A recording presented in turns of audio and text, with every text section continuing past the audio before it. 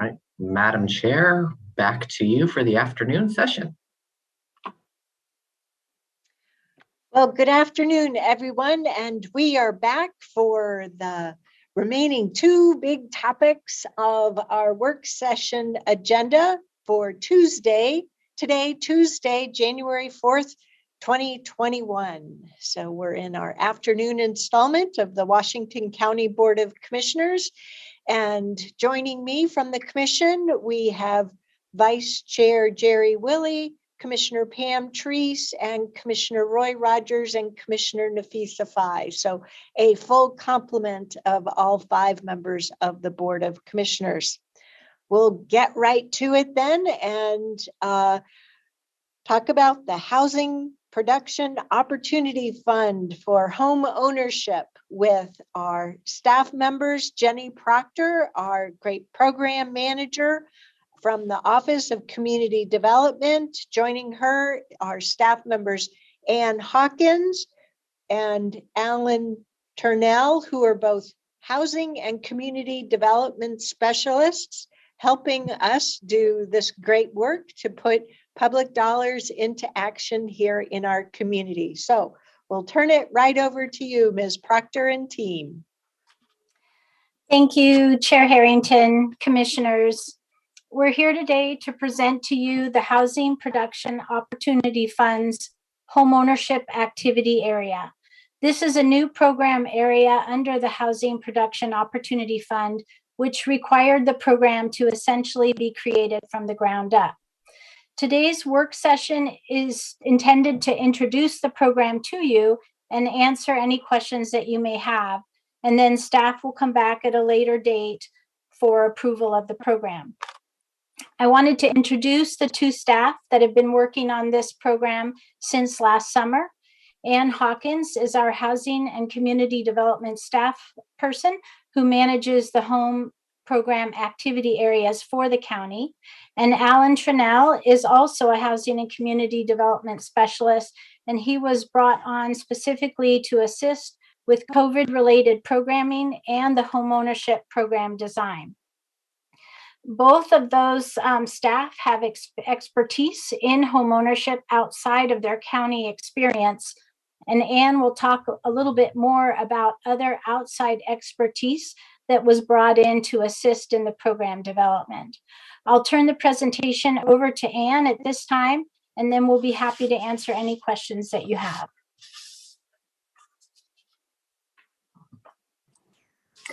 Thank you, Jenny. Again, I am Ann Hawkins. I'm a Housing and Community Development Specialist. And as Jenny indicated, I do have previous experience with the Home Ownership Down Payment Assistance Program through a previous agency that I had worked with.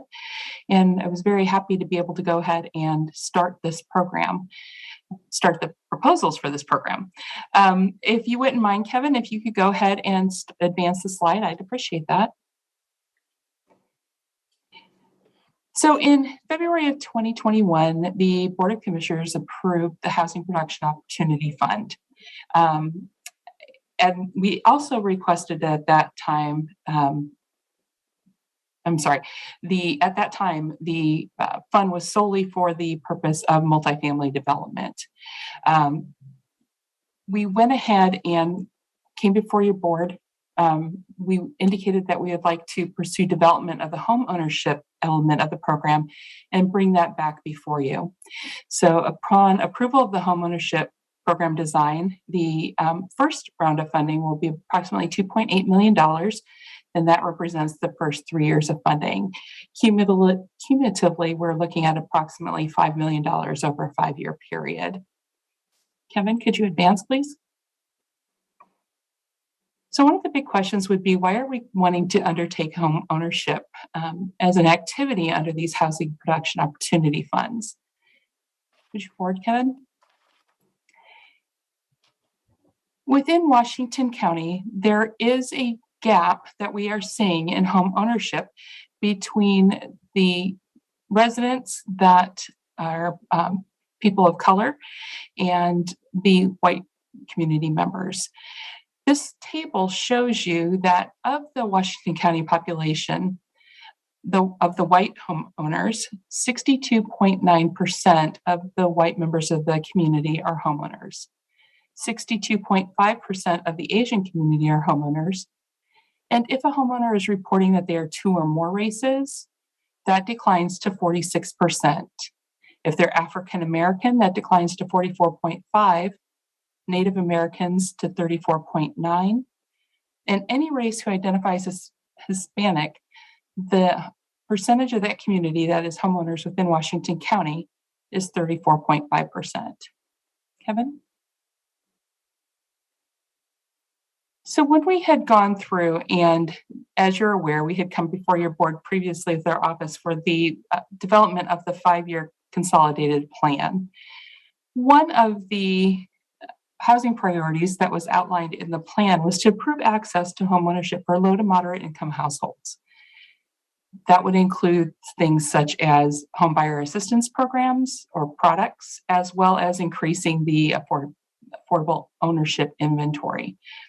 Obviously, one of the problems with increasing home ownership inventory is the development plan that has gone along with it. So that becomes quite an intensive approach. And we have found that going through and looking at how we can help people get into currently existing homes not only creates a more rapid process, but it also is able to go ahead and bring the inventory in. Wanted to be able to expand homeownership opportunities to reach moderate income renters who desire to be homeowners. And we found that the best ways to be able to address that within our community were community land trusts, such as Proud Ground, down payment assistance programs, cooperative housing models, sweat equity products, and potential partnerships with home builders. Kevin? With our consolidated plan, the access to affordable housing in good condition starts with committing funding to support affordable homeownership programs. Funding such as this: support agencies and nonprofits that provide culturally competent services and that can help address the gaps in home ownership for communities of color. As it was shown in the previous slide, that gap is quite extensive within Washington County. If we're looking at 66% of white residents being homeowners and only 30+% being Hispanic homeowners, that's quite a gap that we need to be able to address. This funding will help that. It won't solve it. So what we're wanting to do at this point is find out ways that we can help it along, and that we can also encourage the participation to those low, moderate income families. Kevin? In addition to the consolidated planning process, the Office of Community Development contracted with the Coalition Communities of Color to assist in research associated with the analysis of impediments. This work greatly contributed to the understanding of the barriers and challenges present to historically marginalized and BIPOC communities. Within Washington County, the homeownership rate for the entire county is approximately 61%, with lower rates in larger cities, including Beaverton and Hillsborough, which are both closer to 50%. Again, as we stated previously, the homeownership rate is the highest within white and Asian households. Kevin? Hispanic households are also more likely to experience a severe housing problem. Nearly 60% of Hispanic households experience one or more housing problem, and this rate is consistent across all jurisdictions within the county. Home loan denial rates among households of different races and ethnicities persist across income categories and loan types. So the most common reason that we find for denial of loan applications are poor credit and high debt to income ratio. And those are challenges that exist across all income levels. We have a tendency to enjoy that Visa swipe. We have a tendency to enjoy the purchases for now, increasing our debt to income ratio. But that makes it even more challenging when your income isn't as high according to the regional and national standards. Kevin? So how did we go ahead and start this? We needed to be able to go ahead and design the program. Kevin? The Office of Community Development began the process with a survey of housing partners within Washington County. We included community land trust agencies, culturally specific agencies, and home ownership assistance agencies. What we had found is that approximately 87% of the clients that these agencies had assisted were at or below 100% of the area median income. And the average subsidy needed to maintain affordability was $82,000. Again, that is going to vary depending upon the type of home, the size of home that you're looking at, but it's also going to vary depending upon the type of assistance that is being provided. The community land trust will require a larger investment, so the numbers are going to be higher than that. Down payment assistance and closing costs are, again, going to be less. The average purchase price with these partners was approximately $364,000, with the high being around $425,000 and the lowest being around $323,000. One of the questions that we asked is whether or not this is putting off, these home prices are putting off the interest. And it was a resounding no. If anything, demand is only increasing. So we need to find a way to be able to go ahead and support these low to moderate income families, households, so that they're able to go ahead and take advantage of these programs. Clients utilizing funds from the Down Payment Assistance Program through the Oregon Housing and Community Services programs, projects, opportunities, require at least one additional source of funds to afford a home purchase. And again, we have found that based upon the community that they are members of, there could be as many as 3 or 4 additional sources that are needed. Kevin?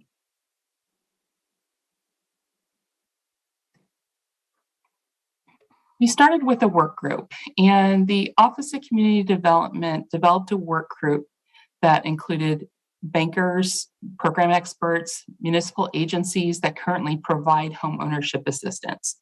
The purpose of assembling the group was to be able to go ahead and pull from their experience, their knowledge, and perhaps address some of the hurdles that they had encountered, and finding ways that we would be able to develop this program in order to make it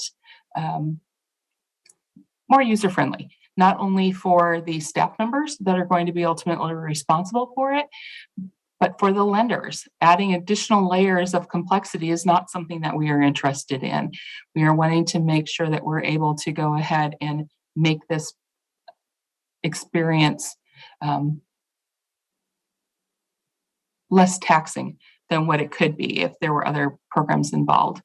Our work group members included Melissa Daly from the Department of Housing Services, Mandy Ludlam from Community Housing Fund, Omar Martinez from the City of Hillsborough, Javier Mina from the City of Beaverton, Joseph Portillo from Umpqua Bank, and Skylar Warren from the City of Tigard.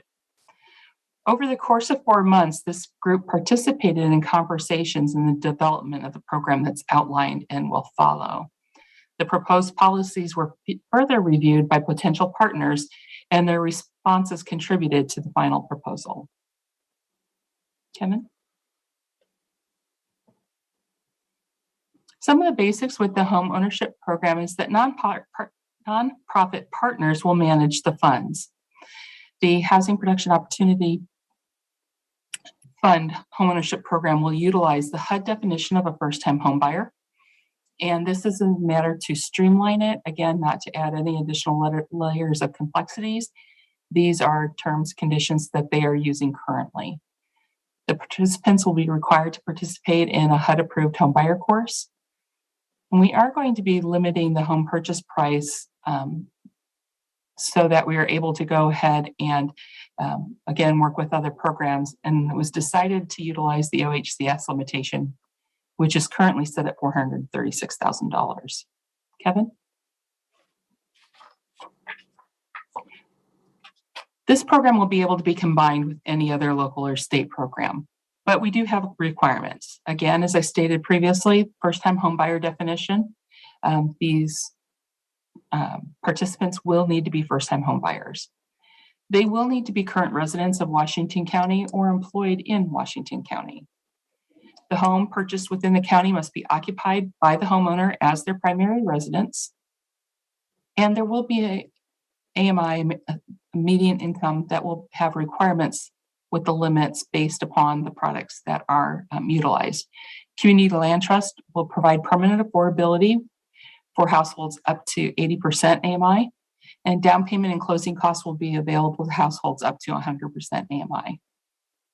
Advanced slide, please. Of the options that are available within this program, permanent affordability will be provided through a community land trust. Again, as I stated, the annual household income is going to be capped at 80% AMI. The assistance for this program will be in the form of a grant. The maximum amount of down payment assistance is limited to $135,000 per transaction, and that is inclusive of any light rehabilitation that may need to be done and any administrative allowance to the nonprofit. We are addressing these administrative allowances to be similar or reflective of those that are currently being provided within the community. Advance the slide, please. For the down payment assistance program, annual household income will be capped at 100% of the AMI. It must be used for principal reduction in the form of a 0% deferred payment loan.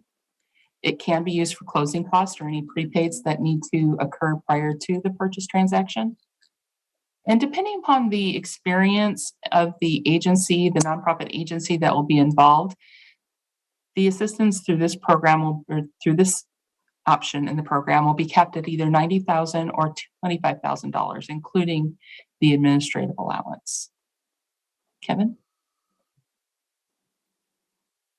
The program design limits homeownership assistance during this initial round of funding to community land trust and down payment assistance. At this point, we are going to be deferring potential development projects to future applications. Again, as I stated early on, a lot of the these types of programs with the development, partnerships with the developer, become more intensive. And we wanted to be able to make sure that we were getting it started and working with our partners and making sure that we were aware of how we would best be able to address the needs. This will also allow staff to work in more traditional familiar models while achieving more immediate outcomes. The staff will be discussing development models with the Department of Housing Services prior to the next funding round. Kevin? During the first round of funding, the funds are going to be allocated as a percentage of available resources. 60% of the support will address permanent affordability through the Community Land Trust through grants, and 40% will provide down payment assistance and or closing cost assistance, both with deferred payment loans and grants. Depending upon the applications that we receive and the commitment that we'll be receiving from the partners, there may be some slight shifts in that 60-40 split, but based on the conversations we've had, that has been determined to be the most representative of the needs currently. Kevin? With the administration of this program, the board previously approved 5% or $50,000 a year from each year of the $1 million funding to be utilized for staff time related to development of the program. To date, the staff has only used approximately $16,000 in staff costs. We are not going to be retaining that. Anything over that amount is going to be turned back into the program. The cap allowed for both the community land trust activity and the down payment assistance includes an administrative allowance to the nonprofits for their services separately. Advance the slide, please.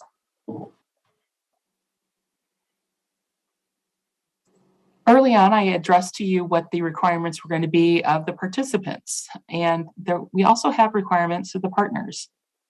The nonprofit partner must demonstrate a history of serving historically marginalized and BIPOC communities. And this is not specific just to housing. If they provide additional services within their walls, then they need to be able to show it. Obviously, if they are just a home ownership agency, then that's where it will deal specifically with housing. They will need to participate, have the households participate in homebuyer counseling.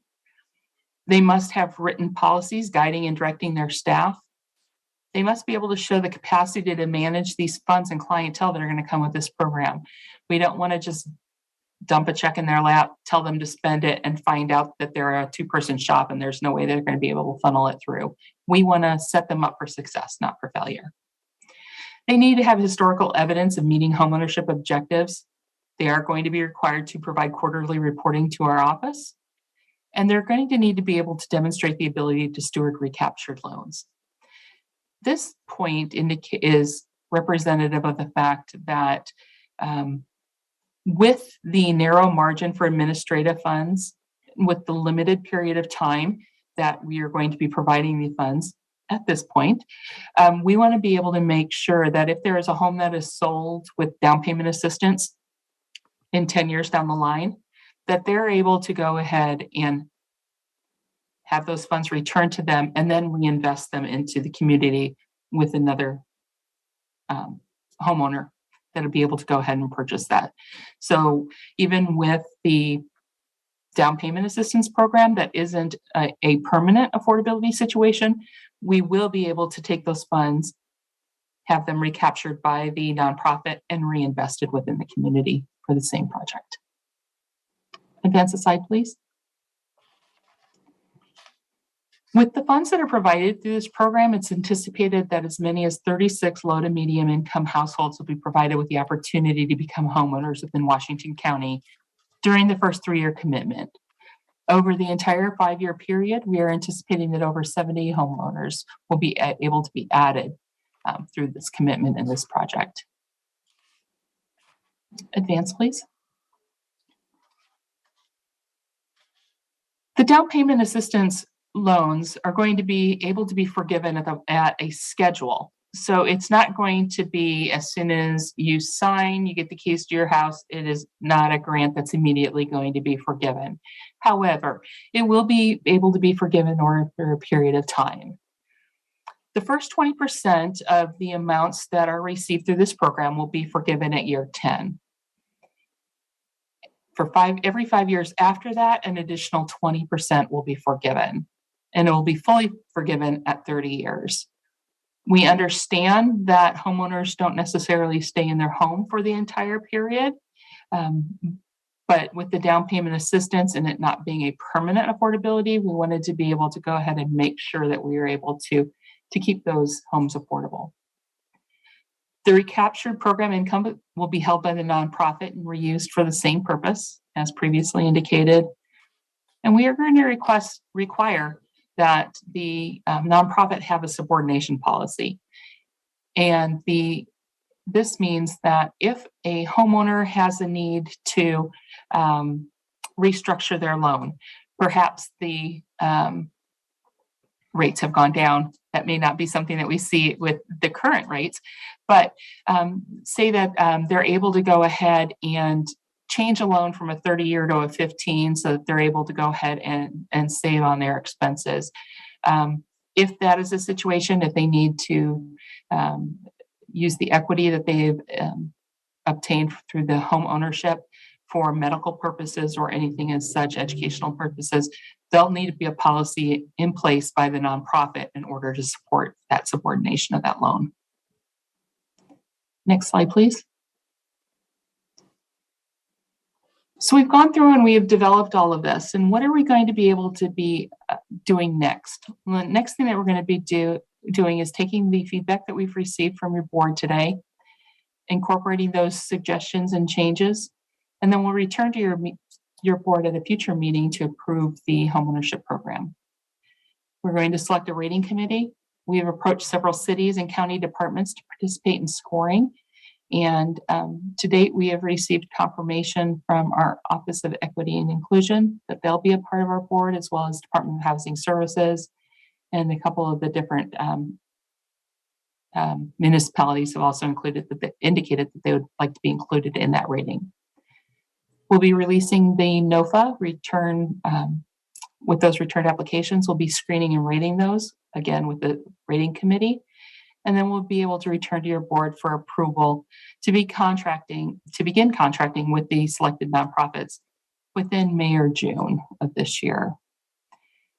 One of the things that we have also indicated that these funds would be able to be utilized for, but it has not yet, it would require the additional approval from HUD. But these funds may be utilized by qualified applicants to purchase homes that are currently owned by the Housing Authority of Washington County through their disposition of assets. The Office of Community Development is working with the Housing Authority to address potential price reductions to extend home buyers that are utilizing these funds. Ultimately, however, that approval will need to come from the Department of Housing and Urban Development. But it is anticipated that these funds would also be able to assist maintaining those units as affordable units as well.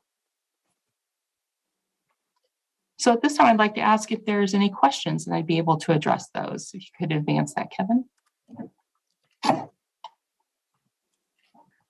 Commissioners, questions or comments? Go ahead, Commissioner Rogers. I can lead off. Fairly complex program. One I had proposed years ago was that we would be able to use HUD monies instead of Section 8 vouchers. And I never could quite get that through the Congress, I guess, but that was my original thought, to use federal money. So I have some questions, and then I maybe get some more clarity. As I understand this money, it's HUD money, and it would come in.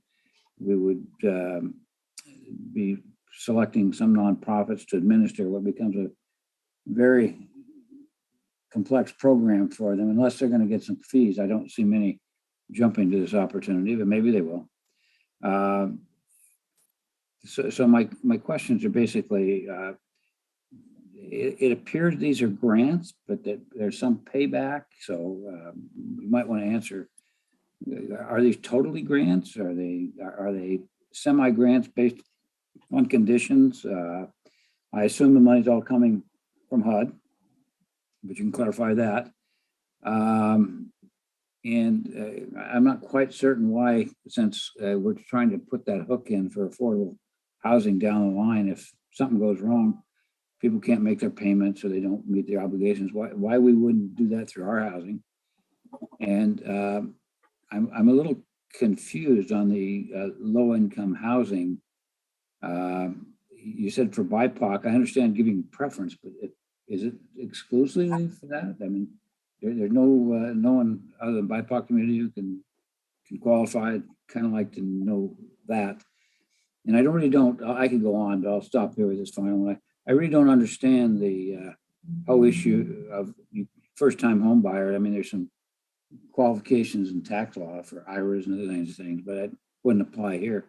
I don't know what a house is. If I partially owned some unit as a college kid with my neighbor or my friends or somebody else, does that mean that I can't qualify? If I had a manufactured housing, because that's what I could afford for a while, but I'm trying to get into stick belt housing, I can't apply. So there's a whole bunch of again, I could go on with 4 or 5 more, but interesting program. Let me go ahead and start with your top 3. The first question that you had regarding the source of these funds, these are not HUD funds, or they're not coming from the government. Well, they're coming from a government, they're just not coming from the federal government. These are the Housing Production Opportunity Funds that were established within Washington County with general funds. I apologize, I'm not sure of the year, but I can tell you it was before I came on board with the county. And at that time, it was only for the gap funding that was going to be utilized by multifamily developments. So regarding your source of funds, it's actually Washington County funds that are going to be providing this. Regarding your question about whether or not it's going to serve solely BIPOC members of our community, no. As long as you meet the income eligibility requirements and the homebuyer requirements and the requirements that are established by the nonprofits, you would be able to go ahead and utilize those funds.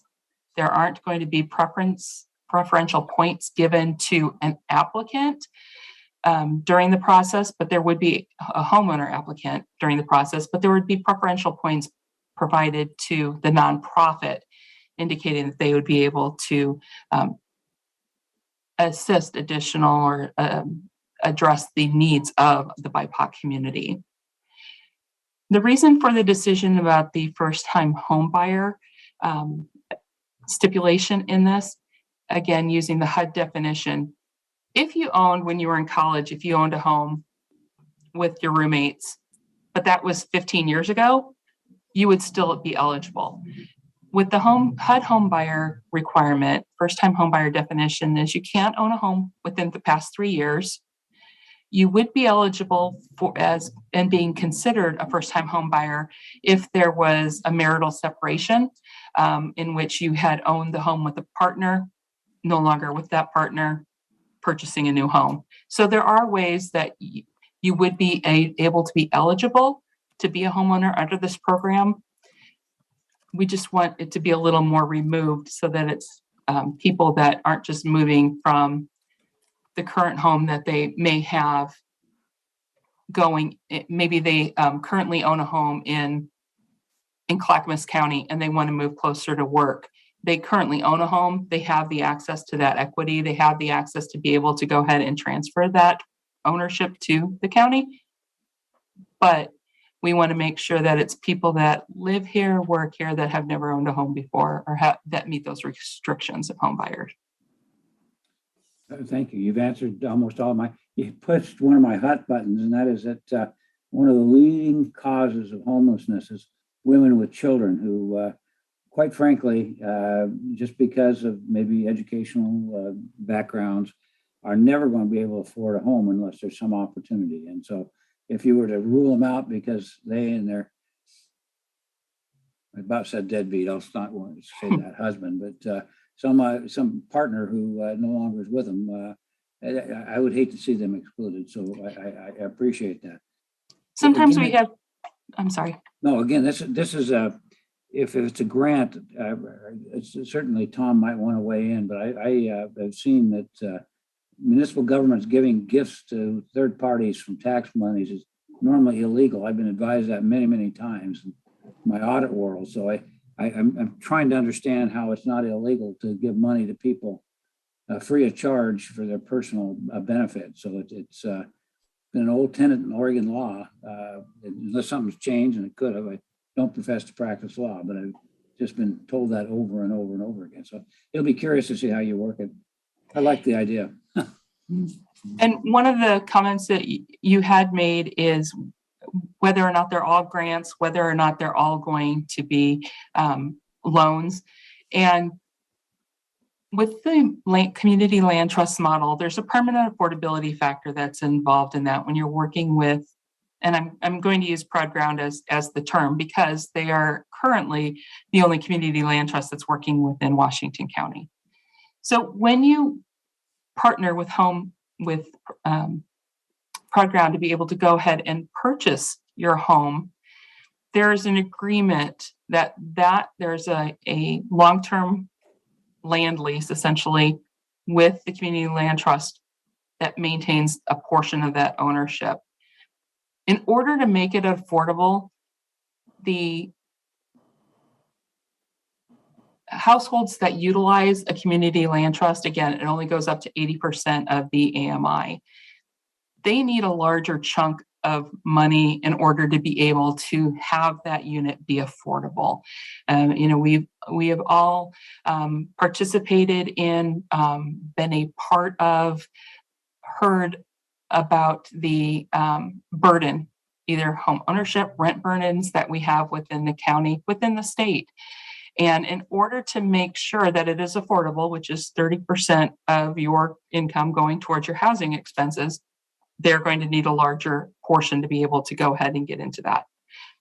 With the land trust model, if a homeowner decides they're going to sell, the benefits of that larger funding, that larger grant, get transferred to the next homeowner.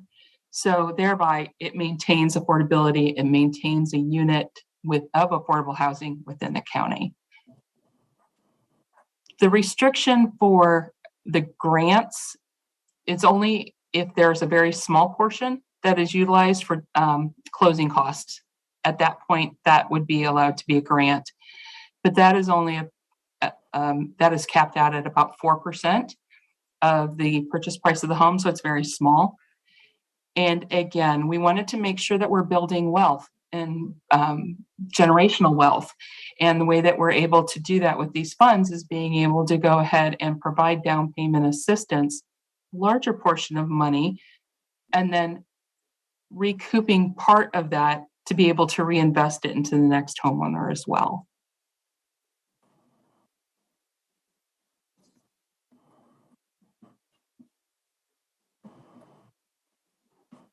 So it really will Thank you, depend. Ann. Yes, you're welcome. Are there any other board comments or questions at this time? It's a hard act to follow with Commissioner Rogers' questions, but I have a low lift question for you, Ann. And we may not know. I think this is a great program, and I really appreciate you all putting your hard work into this and making something happen for people. I agree with you. This is the best way to build or uplift people out of poverty and help people build that generational wealth. I'm wondering, like, the income categories and the housing bubble situation that we're in currently. How realistic is it that we're really going to help people, especially people that really need that kind of help? Because I worry that with that kind of a low income, people might not be able to qualify for. I just don't like. Is there? I don't know. Is there like a certain years of time that, let's say I apply this program and then I'm able to, within 3 years, save money to be able to be helped, or and it might be down the further kind of a question, so you can just say that is to be fleshed out more. But I'm just wondering how soon can we really help, and is the current cost of the housing in Washington County going to be a bit problematic, which leads to the question of, should we open it up to say people, if somebody can buy a small house in Clackamas County, should we leave that open? So as you said, generational wealth is what we are trying to support, that we're trying to develop. It would be very difficult, I think, to come before your board and encourage the use of Washington County funds to purchase a home in Clackamas County. I can't see that Clackamas County would support homeownership in Washington County either, but it is a very real need. And because of the amount of the home price that's limited, it is a requirement that any homeowner or any potential homeowner that is coming through and participating with these nonprofits, they have to qualify for a loan. So there are requirements that they're going to need to have that credit score. They're going to need to be able to have that counseling course to show that they know how to budget, that they're able to maintain that home, that they're not going to be set up for failure. These housing counseling agencies go through and they have a plethora of supportive services to be able to provide homeowners as they're coming in. They're able to provide them with classes on how to be a homeowner. How do you budget for a potential water heater issue 3 months down the line? How do you repair your fence? Kind of like doing a Home Depot training session. So they don't just get them in and drop them off. There's support the entire way. Based on the area median income, that $460,000 amount is about what they would be able to qualify for with the supplements that we are providing to them. So with that additional contribution, with that grant or with that loan, they're able to take those funds and bring them to a point that they're able to get into that home at that purchase point, at that price point.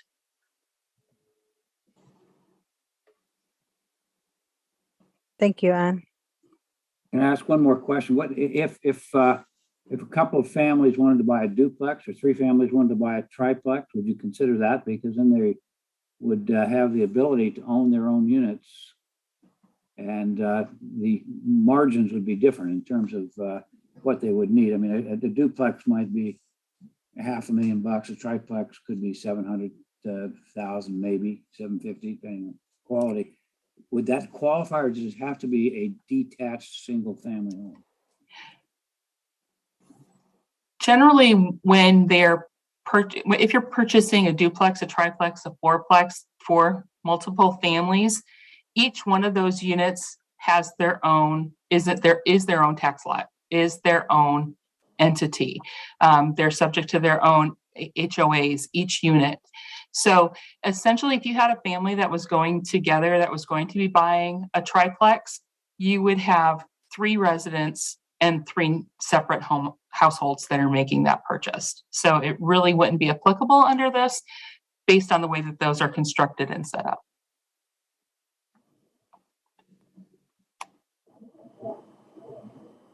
I know I have a couple of questions, but go ahead, Commissioner Treese. My question is to both Anne and to Jenny. First of all, thank you very much for the presentation. The question is, how is our staffing in relationship to running this program? Are we okay in that regard as well? It's an excellent program. Thank you. And what we'll be doing with this is that our staff will basically be monitoring the program, making sure that the nonprofit partners are doing the things that they are going to be doing. We are going to be providing the funds to them, requiring that they qualify the individuals. So basically, our staff will be more in the background, making sure that things are coming through and being processed the way that they need to be. We're serving the individuals that we need to be able to be doing, but our staff won't be doing the income verifications, working with underwriting. So it'll be a lighter lift by the way that we have gotten this settled. I understand that. I was just checking to make sure that that was being considered as well. I see Jenny's hand is up. Thank you, Anne. Yeah, I just wanted to add to what Anne said. So we have designed the program so that really the nonprofit agency manages the daily operations, and we will be responsible for contracting with them for the funds, and then monitoring, as Anne said, ensuring that through the report back functions that they are doing what they were told to do. And there will be program design requirements in the contract itself. So there will be less staff capacity needed because the agencies themselves will be running the program. I get that. I was just checking to make sure that we were balancing the staffing, even with those agencies doing the work. There's work in managing the agencies too. So yeah. Commissioner Willie, do you have any questions? Okay, great. So I'll finish off. First, big compliment to our staff. I really appreciate your following up on the board's direction to take a portion of the Housing Opportunity Fund dollars from our general fund and put them into action for home ownership opportunities. You've done a good job, I believe, in taking the 3 new members of the board in 2019 and our 4th new member this past year, 2021, to help us understand the nature of Washington County with regard to home acquisition, whether it's through stable housing, through rental, or through home ownership, through the whole consolidated plan. You've just done phenomenal work there. But now, as you've highlighted in your presentation today, as a result of operationalizing the prior board direction, you've been able to design a program that can help 36 low to medium household income members in the next 3 years. Great results. And 70 over the first 5 years. Wow, thank you so much. That car analogy, 0 to 60, in a short period of time. So thank you for working with our community in putting together a really efficient program that can help meet the needs of our community and provide for more opportunity. Which leads to my question. Through the course of my career as an elected official, I have found myself repeatedly with new programs, whether it's first-time businesses or storefront, and in this case, the home ownership, working with Umpqua Bank. And I wonder, we have other banking expertise here in Washington County. There's Columbia Bank, the Point West Credit Union. The CEO lives in North Plains. So I wonder, what is it about either the nature of Umpqua or are able to catch the eye of different management teams such that, Umpqua once again comes to the forefront? Any thoughts on that? Well, And we, really, I say this sitting from, an ill-informed person. So you're the expert. Help. no, and that's a wonderful question. And the reason we are not limiting any investment or anything to Umpqua. They were just happen to be a partner. And honestly, the reason that we requested that Mr. Portillo be a part of our work group was because he presented with a group of nonprofit potential partners, Habitat for Humanity, Proud Ground, Portland Housing, Home Forward? I'm sorry. I am missing the name of the Portland participant. Housing Center. Portland Housing Center, thank you. During the development of our consolidated planning process. So because he had been a part of that consultation, we had developed that relationship, and he was invited based upon that. And totally aware that there's a lot of other amazing individuals out there that would be able to provide it. We wanted to be able to take the experience that they had. He has a lot of it with Proud Ground, but again, it was a matter of having that relationship previously, inviting them to participate. Yeah, no worries. Thank you. Jenny, was there anything else you wanted to add? No, just not at all. Thank you for listening today, and special thanks to Anne and Alan for all the work that they have done on this. So it's been a lot of work for them.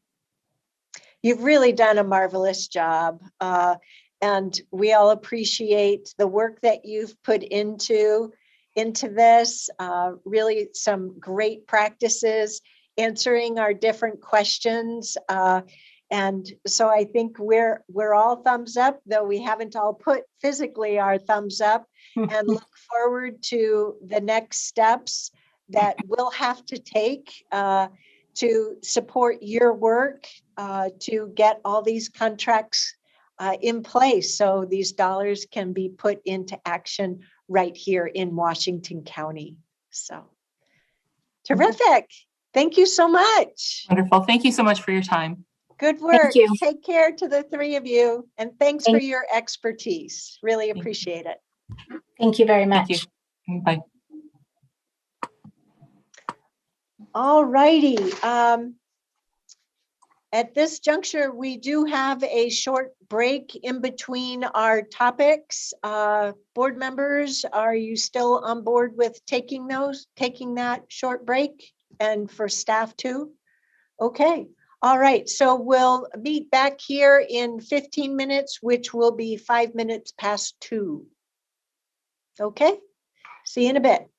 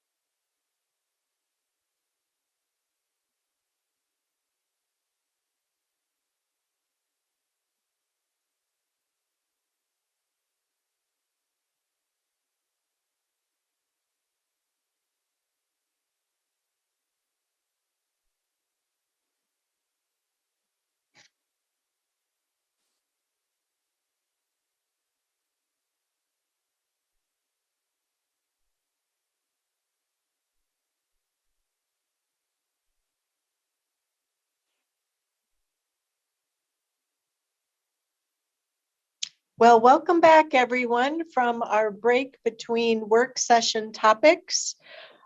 We'll next move on to our topic of the Reimagine Oregon project scope discussion, and this will provide us all with a great update as to what this external group is doing and our involvement, and is a terrific opportunity for us as a full board to provide direction and leading up to the next meeting of this external group with local government engagement. So at this juncture, I'd like to turn it over to our Chief Equity and Inclusion Officer, Ms. Tillman. Welcome. Thank you so much, and good afternoon, Chair Harrington and Board of Commissioners. Again, for the record, my name is Latricia Tillman. I'm the Chief Equity and Inclusion Officer here at Washington County, and I'm here with the Reimagine Oregon staff team from Washington County, which is comprised of myself, Ty Schwefferman and Marcus Ford, and both Ty and Marcus are Community Engagement Program Coordinators within OEICE. We are here today to give you a brief orientation to our county's engagement with Reimagine Oregon project so that we can shift into a conversation focused on our desired outcome for today's agenda item. I'm going to turn it to Ty. All right, good afternoon, everyone. So our desired outcomes for the board discussion.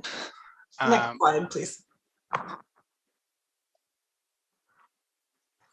right. So again, greetings. Later this month, we'll be convening a staff team to begin working to inform your board's response to Reimagine Oregon project. In order to begin this work in alignment with the board, we want the outcomes of this discussion to provide some clarity on how the board would like the staff to support the board's response to Reimagine Oregon policy demands. Also, clarity on the timeline for future board discussion of policy options. And we also want to hear any initial thoughts on what the board needs from Reimagine Oregon project to accomplish these policy goals. Next slide, please.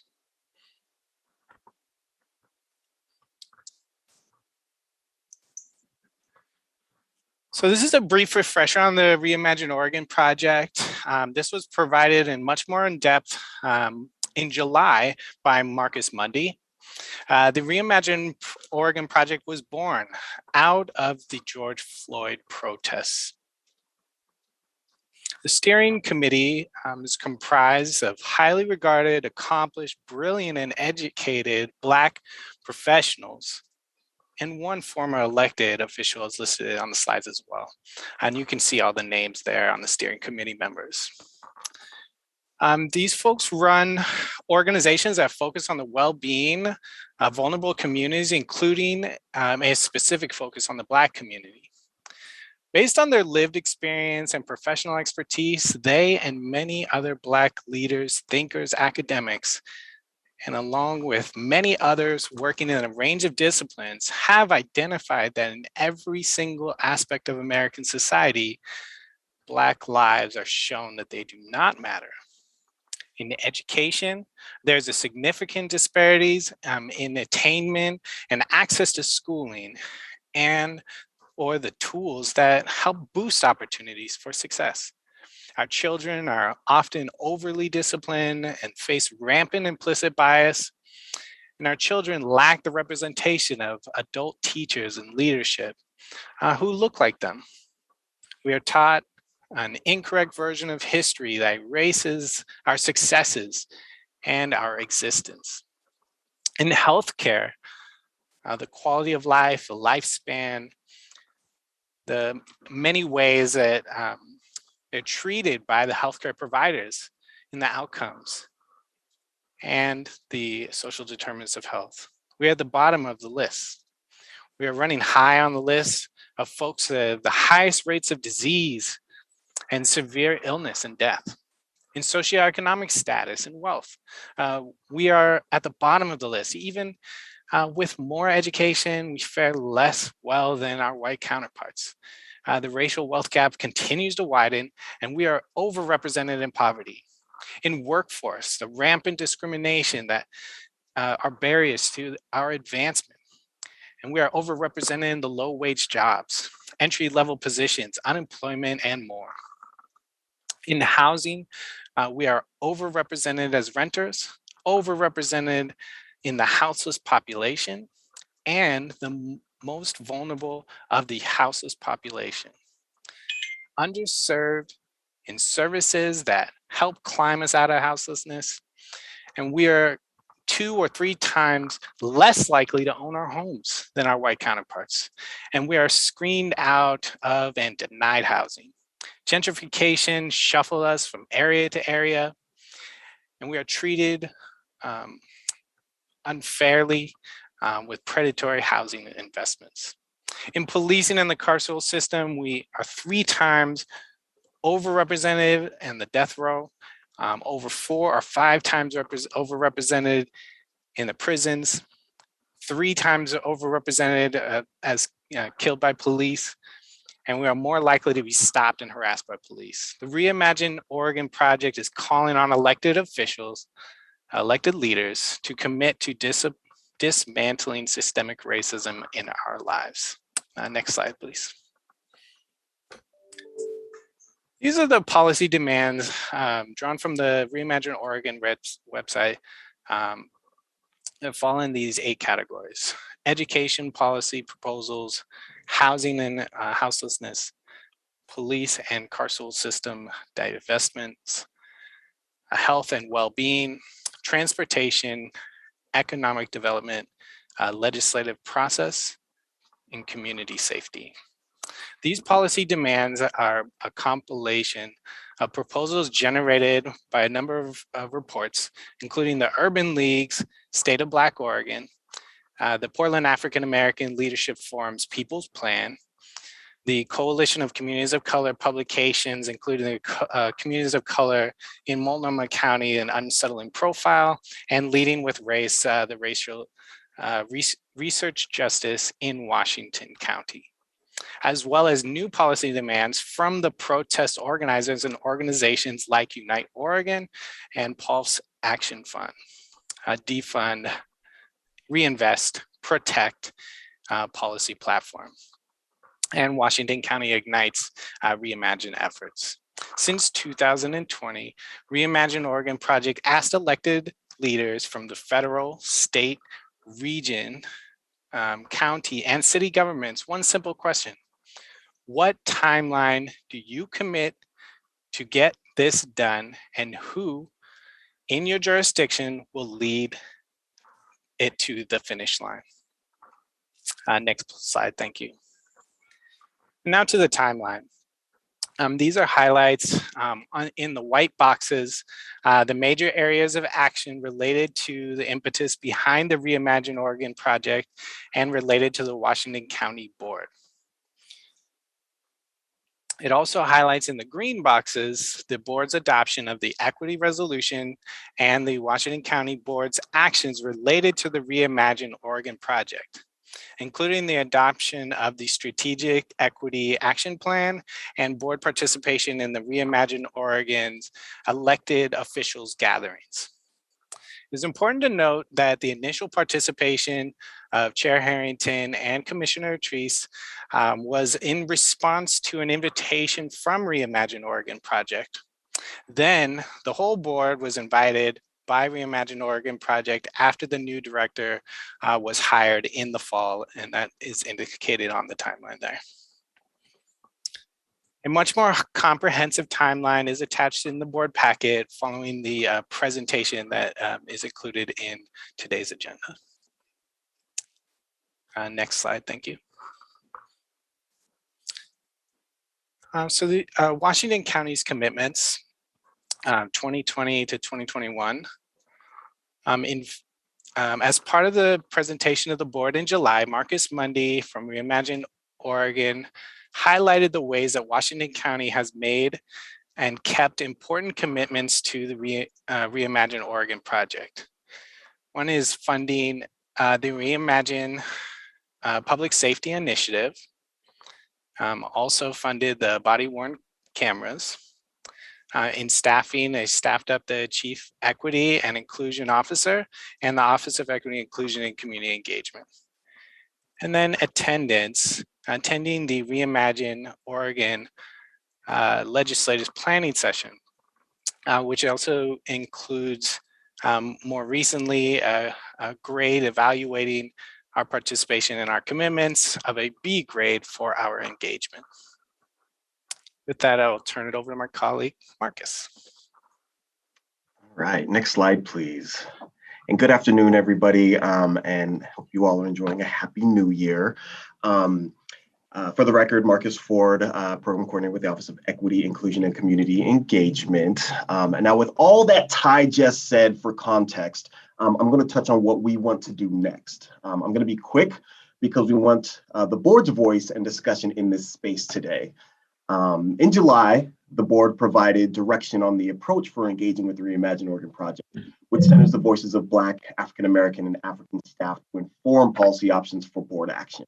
As Ty said earlier, we're going to have a launch meeting later in January. We've already got 12 staff, Black staff in Washington County that are interested and to be involved in that, plus our OEICE staff that are currently involved, myself, Latricia, and Ty. And all these staff represent 9 different departments within the county, which is really exciting.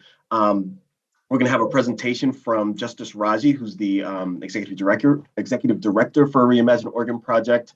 And so when we kick that off, what that's going to look like is we're going to help support, our OEIC is going to help support setting up the charter, the Teams channel, the regular meeting schedules, group norms, and operating agreements and all that, making sure training opportunities and upcoming events are available to everybody. And then we're going to get into the meat of what we want to do, which is the policy demands and advising the board on those, our recommendations for the policy demands. So next slide, please.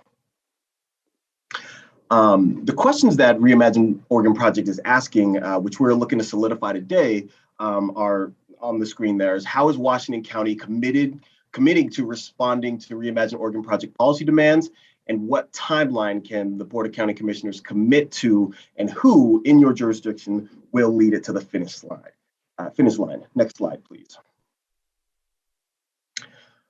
So that first question is how is Washington County Board of Commissioners committing to responding to Reimagine Oregon's project policy demands? And so in the following slides, we're offering our prognosis, the OEICE, here for your feedback or modification. But essentially, we're looking at 5 different levels, right? Either the policy demand is done, which is pretty self-explanatory, or we need to start, means we will work on this, but we have not yet started.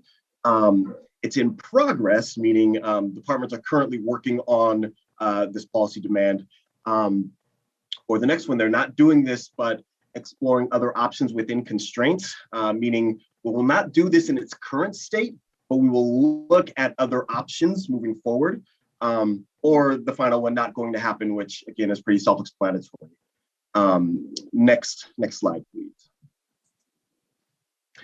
And then the second question is kind of a 2-parter. So first we have the timeline. What timeline can the Board of County Commissioners commit to? We have some recommendations on the following slides about the timelines for us to get policy recommendations to you by. And then the second part of that, which is who in your jurisdiction will lead it to the finish line. This is where we would like to see leadership the most from the board today, putting forward a commitment to each of the Reimagine Oregon project policy demands with support from the OEICE and some of Washington County's Black employees. Having these elements clearly defined are going to help make these hard conversations into successful policy. And with that, we'll turn it over to Latricia to help facilitate this conversation. Next slide, please. Thank you. Great. Thank you, Ty and Marcus, for the orientation to the history and our frame for the discussion today. Over the next 6 slides, I will ask for your feedback, input, or modification of the prognosis and time frame. and identification of board leadership in the 6 policy demand categories where Reimagine Oregon project has asked for board leadership engagement. So I've proposed prognoses, and if that's the plural for prognosis, I'm not sure, but multiple prognoses and timeframes just as a starting point, but look to you for the ultimate word on direction. And as was mentioned, this will help us develop the staff work plan that aligns with the board. So with the next slide, we can.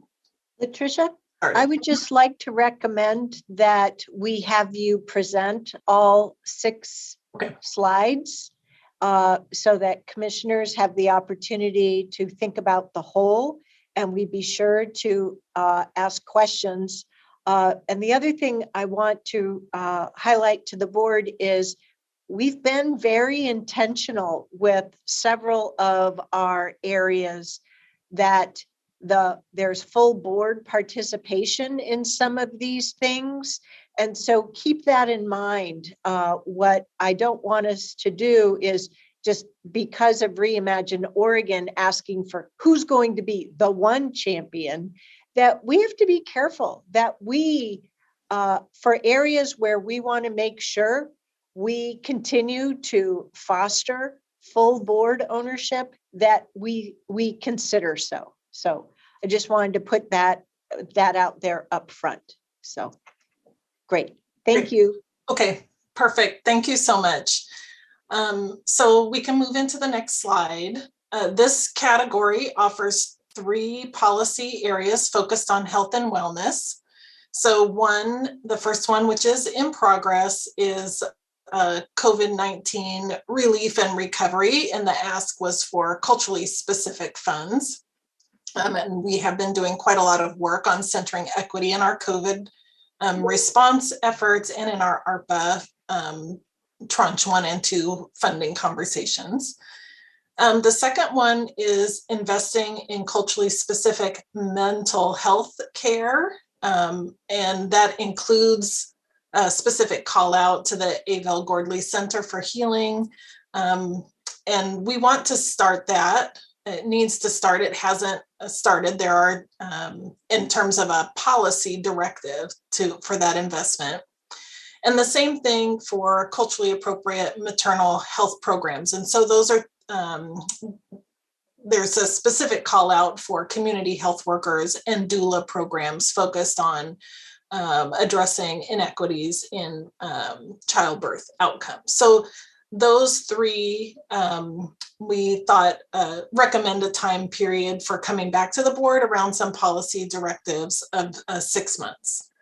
So I find myself wondering about some questions here, because if I think about our Health and Human Services team, if I start with the maternal health programs, they've done an awful lot of work to support new mother programs, and my going, as other commissioners have, and toward WIC facilities, particularly in 2019, we have seen some culturally appropriate and responsive support.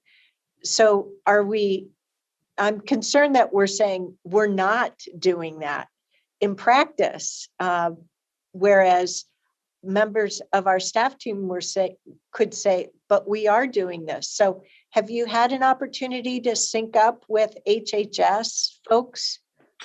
Yes, so in June, in preparation for one of the elected leader conversations with Reimagine Oregon project, I did circle back with department directors really to give them an orientation of Reimagine Oregon project and the policy demands, and then had conversations with various staff. And so in terms of the mental health focus, there's work that's happening, but I think what Reimagine Oregon project is asking for is a policy directive. So some policy that calls out a specific focus on culturally specific mental health or culturally specific maternal health programs. And so that's the question there.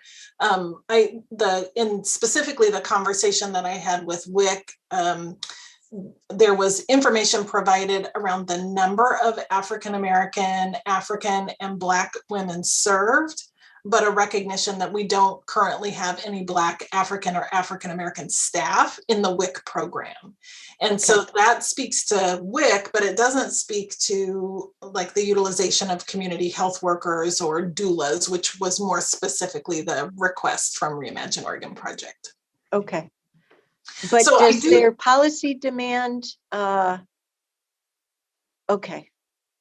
So we don't run the public health clinics the way Multnomah County does. So that's why some of the demands, I'm not quite sure how to get my head around it. So I'll be quiet and let's get through it. Well, and that's why I say that the work needs to start, because we haven't really fleshed out even what the policy demand could be for Washington. Like, does this policy demand even match what's possible in Washington County? And we'll see more of those. So again, like, these prognoses are open for modification, and we could say, we don't want to say need to start. We want to say, this is in progress, but we're looking at modifications, right? Or we're exploring other options within constraints. So we could, like, for both of those, we could make that change. So keeping that in mind, I think that's a great, Chair Harrington, I think it's a great practice for what we're going to ask for in terms of board engagement for the remainder of the conversation. And so keep those, like the prognoses, as just suggestions, and we can go back and refine them. Okay, so the next slide. So again, from a high level perspective, this is the category of housing and homelessness, and it includes 6 policy asks, which I split over this slide and the next slide. Again, so let me walk through them. There's a significant focus on fair housing, and being accountable to the HUD mandate to affirmatively further fair housing. There's one focused on canceling rent for renters and developing a fund instead for landlords to be made whole, but not paid for profit. And there's a third one, actively seeking to build the community-based safety and housing and homelessness infrastructure, working with external partners. Again, the prognosis, 2 of them I identified as in progress. The one that says not going to happen is based on a spreadsheet that I inherited from former staff who led this work prior to me joining the county. So it's not a decision that the board made as a board, and I would say that it's also open for discussion. Next slide, please. So the second set of housing and homelessness policy demands from Reimagine Oregon Project includes stopping all sweeps of camps, and looking at a right to rest agenda that decriminalizes houselessness. The 5th one is investing in stronger fair housing testing, which I understand is in progress, and we coordinate that with other jurisdictions. And then the last one is evaluating a coordinated access system and the inequities within that system. And that group of housing and homelessness project demands, the estimated time period for coming back to the board with some policy options would be 9 months out. So next slide. This theme is focused on legislative policymaking and equity policy analysis. And it primarily focuses on state legislative and rulemaking processes. So for all of these, the prognosis is focused on explore within constraints, because we would want to modify our response to focus on potentially how the county engages in analyzing state and federal legislation using an equity lens, as well as how we use an equity lens or equity advisors within departments to inform county level policymaking and equity analysis at the program level. Next slide, please. Oh, and the legislative process, we would want to come back within a 12-month period. And that actually would be nicely aligned, maybe a little bit late for being ready for the long session in 2023. So next slide. This theme is focused on education. However, the county has no policy authority over school districts or broader education systems. And the single policy demand here focused for Washington County is looking at discipline in school systems and justice-involved youth. So the prognosis would be we would need to modify language to reflect policy commitments that we have the authority to make. I am aware that there is work that's already happening in this area within the juvenile department, but it's happening more at a program level, not a policy level. And that timeline would be 18 months. And then the final Reimagine Oregon project demand is on the next slide. So we're slide 17. And this is the one that fits within the criminal justice theme. And the single policy ask within this theme has evolved over the time that we've been having conversations with the Reimagine Oregon project. So this language is the most recent language that came from the Reimagine Oregon project director, Justice Reggie, yesterday. And it reflects their current thinking, although it hasn't been updated on their website yet, which I know has been a cause of concern.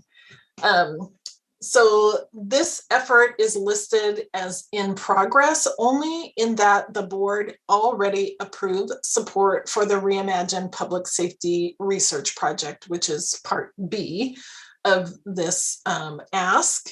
And the time frame that we're talking about for this one would be 18 months as well.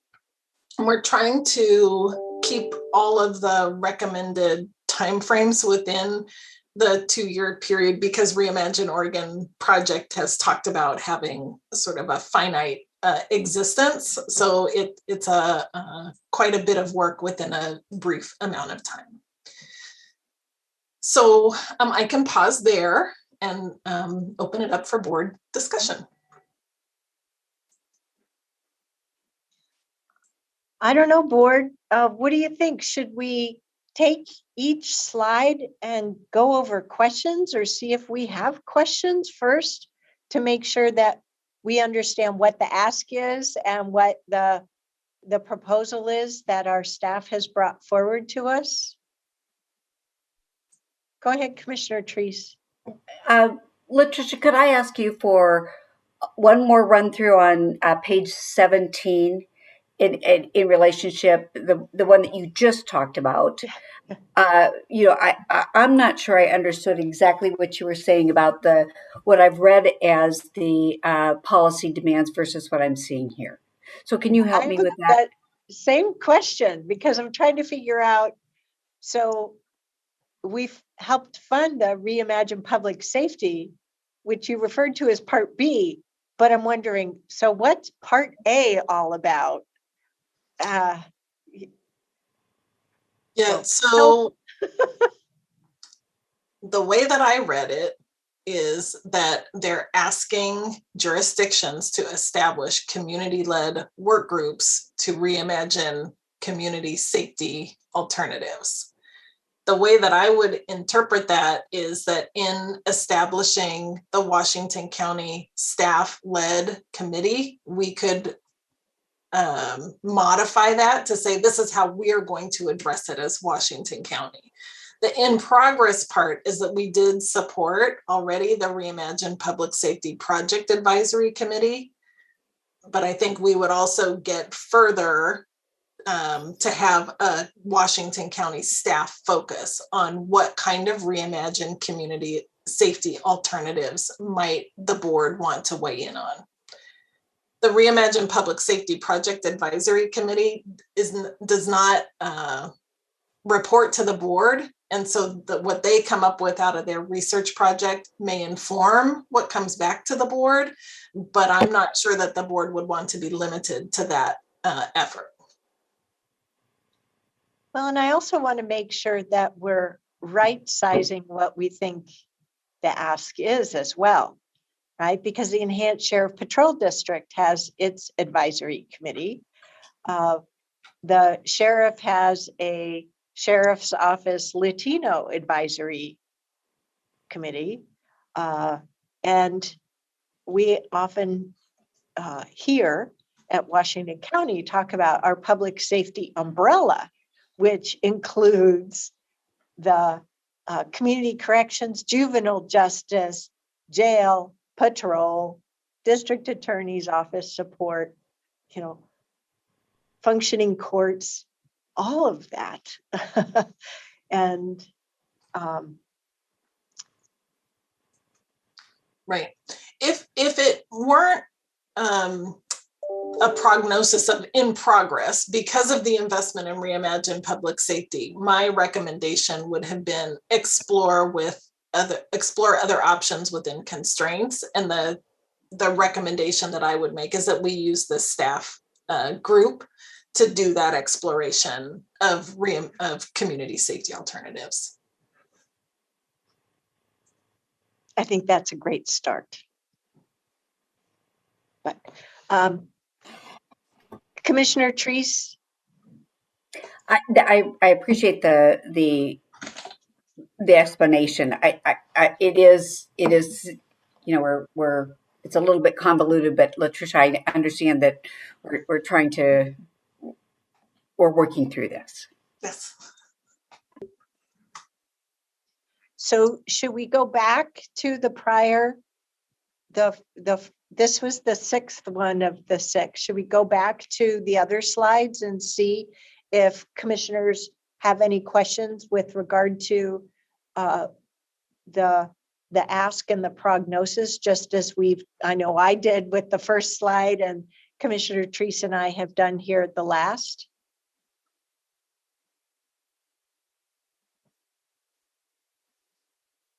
Silence. I guess I would like to hear other commissioners' comments in whole, even before we go through the individuals. Maybe there aren't any. I know. I'm really wondering, folks, what do you want to do? Silence will be taken as approval unless otherwise. Well, I guess I'll speak up for as best I can anyway. From my perspective, Commissioner Treese and the chair have had a significantly longer runway to understand what Reimagine is doing. They were in the development stages of this for several months. And so I am now trying to catch up. And when I look at all of these other items that or areas, particular topics, I guess I don't know. Oftentimes, I don't know what that means. What are we trying to accomplish? Some of them are much more clear than others, but and some of them, some of them I understand better than others, and that's all I can say to this. I don't know if you would ask me, which one of these do you want to participate in? I don't know which one I would answer to, because again, I just need to maybe I need to have more conversations with Latricia or someone from Reimagine to really get a better sense of what they're trying to accomplish here and how that impacts us. So, I mean, that's my perspective of this. And So to me, silence does not mean we acquiesce to this. Silence may mean we don't even understand what the assignment is. And I think that's much more closer to where I am. Well, I would like to contribute that, no, you're not catching up. Things have actually evolved. Things are different now here in the latter part of 2021 that we were experiencing, that I know I experienced as a result of that December Reimagine Oregon meeting that you also had the opportunity to attend, Commissioner Willie. Through 2020, Reimagine Oregon and the leaders there were putting together their first set of demands. And my senior policy assistant at the time came to us with these Google Sheets that were evolving and the contents of which changed from month to month. Things did stabilize somewhat towards the latter part of 2020. And we were very concerned about Reimagine Oregon wanting us to do more and to get more progress, when in fact, our situation was we had made decisions through our budget and through our equity resolution to take certain actions, and we needed time to actually finish that work. So as I experienced it, Reimagine Oregon understood that and accepted that while they continued to make additional policy demands, such as my ears heard and my eyes saw on their website with defund the police, which we kept explaining was not something that we thought fit Washington County. They have had very few meetings in 2021. I attended an April one, which was focused on House Bill 2002, I think the number was. And in the course of that 2-hour meeting, in the last 10 minutes of that meeting, I was providing an opportunity to give the Washington County update. And I reported on that here. I believe there was a subsequent, it might have been a meeting or just their press conference where they unveiled the gradings. And that's where I know I didn't attend those meetings. Commissioner Treese did. But that's where we got the B grading. And then the only other meeting that happened in 2021, separate from Ms. Tillman coming to us all as a unit with the best available information of the time, was that December meeting. So I know I'm giving you a long-winded explanation, but I'm trying to assure you that I'm trying to get up to speed as much as you are.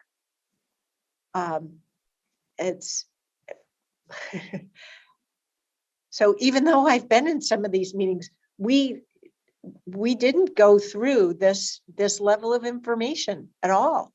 And I think that group is to be commended in doing so much, engaging with so many different governments, levels of government, federal, state, regional, multiple counties.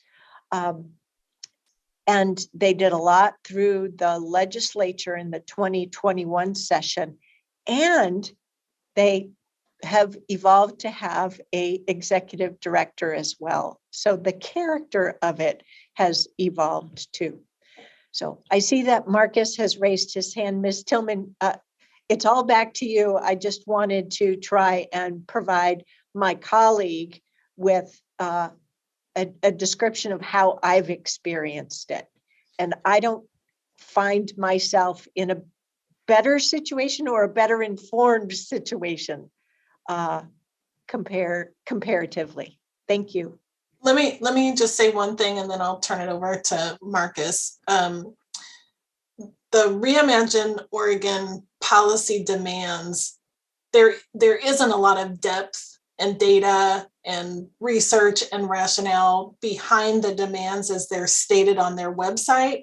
But what Ty shared at the beginning of this presentation to give us some level setting is that all of these policy demands are based in either prior research, prior policy recommendations with all the research and data and baseline understanding behind that.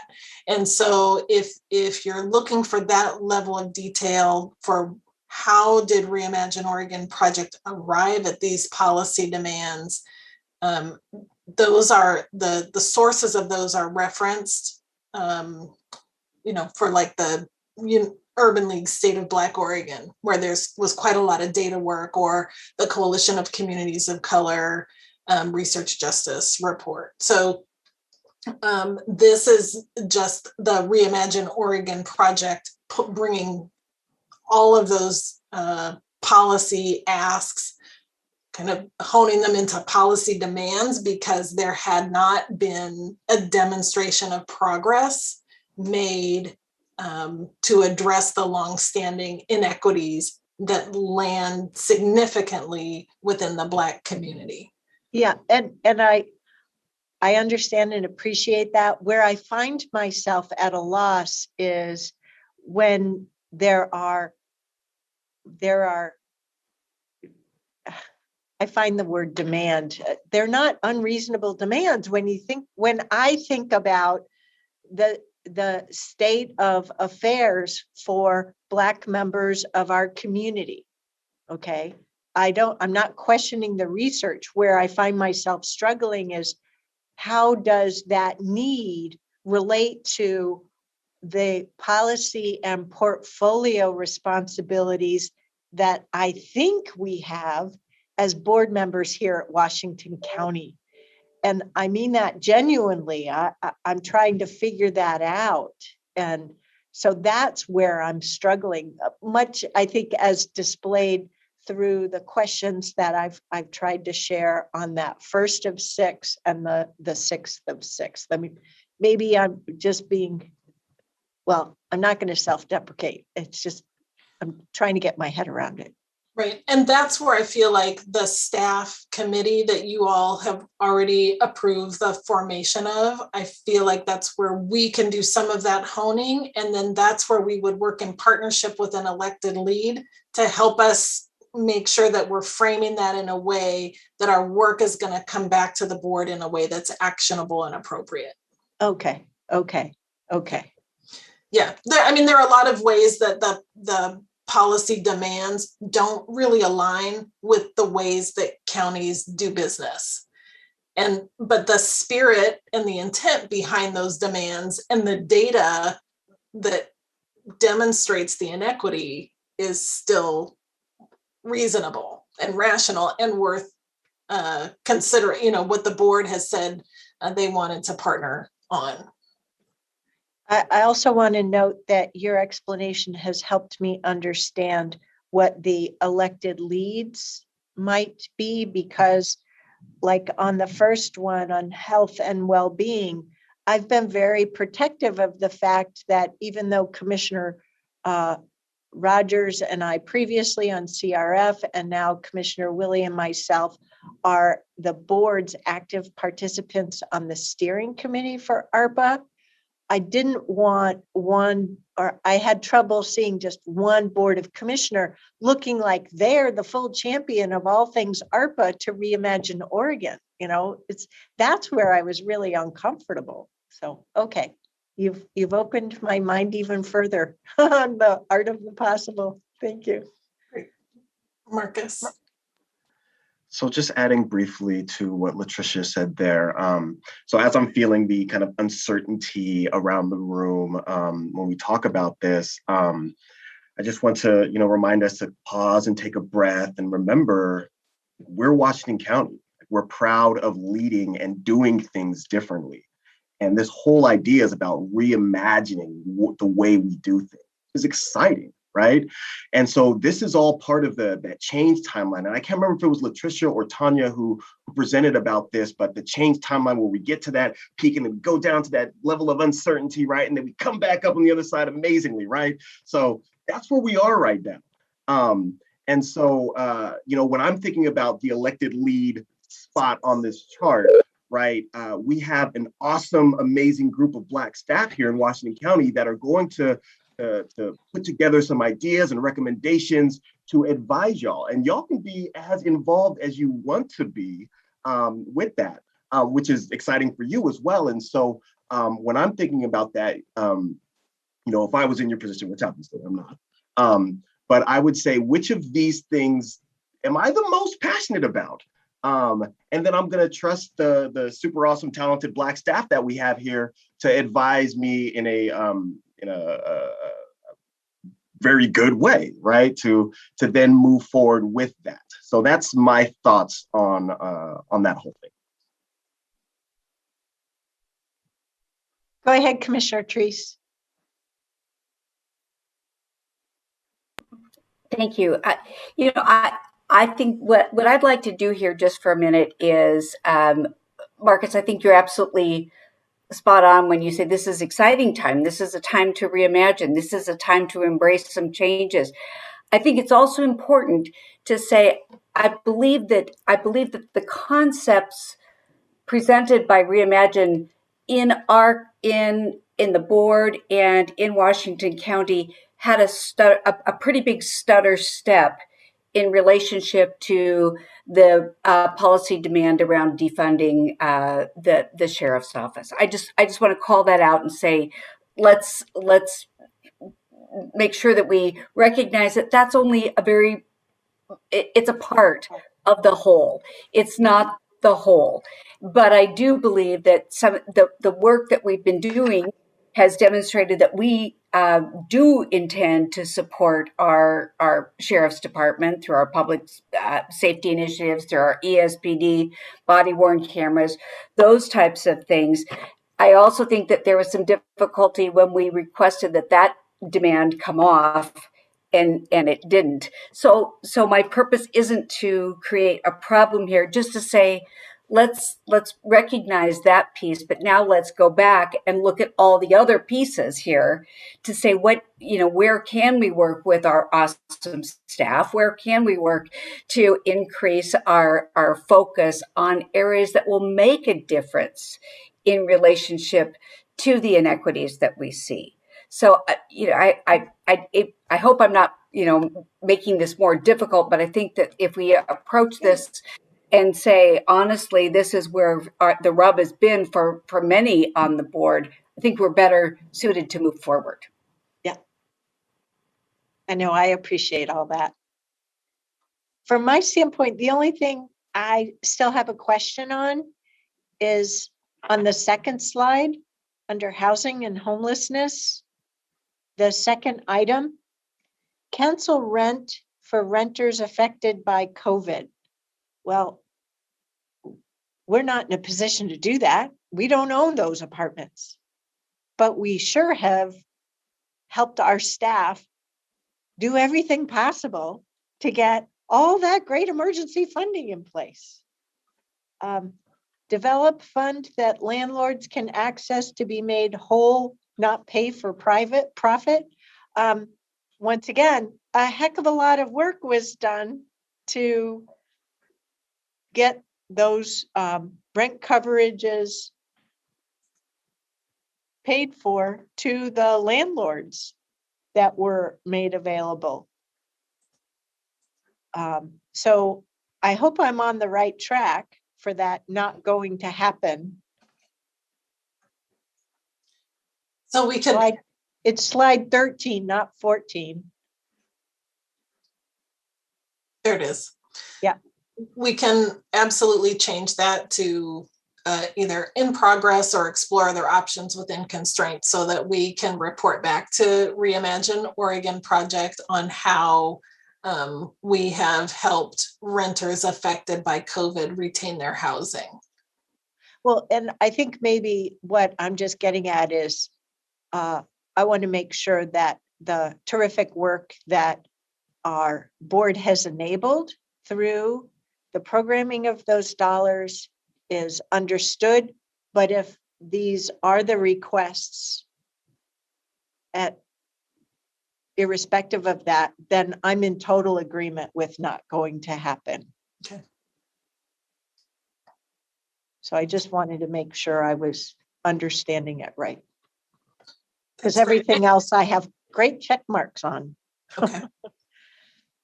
But you did say on slide 16 under education that our juvenile department has program level work going on now versus policy. So I guess I'm interested in understanding what policy opportunities exist for that. And you said that's 18 months out, so I put a check mark on that. So I'm like, okay, this all sounds doable to me. Can't say I have lots of passion, but not a lot of time as I look at the next 6 months of this year. So I'm not quite sure how to make myself available to participate as one member of 5 with our team on these 6 different opportunity areas if I look at each spreadsheet that way. So one of the other questions is whether the time period is accurate as well. So for example, with the COVID-19, we're operating now within an ARPA timeframe. So do we want to extend out a 6-month timeframe longer to make sure that there is culturally specific relief and recovery funding that's actually going out into the Black, African-American community? And given the work that is happening with mental health and maternal child health work, maybe that 6 months time frame is more reasonable because there's already policies that could be adopted within Washington County from other jurisdictions, for example, that focus specifically on Black infant health or Black maternal health. So those are just some considerations. When I think about the elected lead role, I think about being able to engage in a dialogue between the staff committee and electeds. And if the electeds have already identified policy priority areas, that's part of your, priority policy agenda. For example, early childhood, this would be a way to build an equity focus within to what you're already working on in terms of your policy priority. Same thing for housing. I know a number of you have identified housing as a policy priority. So focusing in on some of the issues specifically impacting, disparately impacting the Black community might be a way to provide some leadership engagement in those areas. I'm struggling a little bit with that because it feels like we're taking one size cylinder and fitting it into a hole, a bigger hole. I haven't gotten the sense that these policy demands articulated by Reimagine Oregon are, I don't want to place some further. While, for example, I'm comfortable that the Preschool for All Washington County Task Force has been doing all of its work with an equity lens and continues to move forward with that way.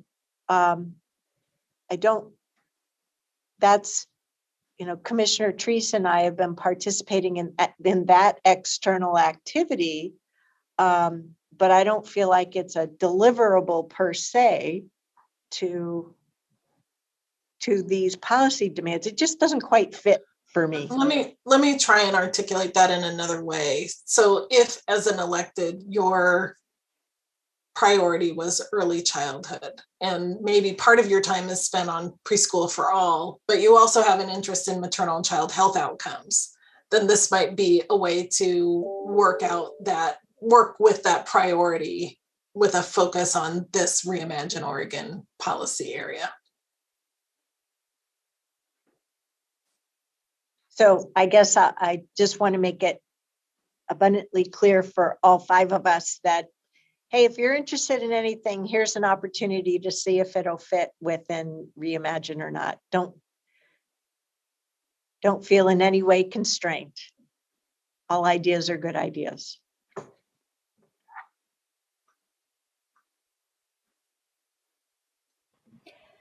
So I'll jump in here, Latricia, and I'll say I'd like to be the elected lead in relationship to the maternal health care piece and that, because I do see continuity. And I think one of the things that we're trying to do here is show the alignment between the work that we're doing and the work that's requested of us at the same time.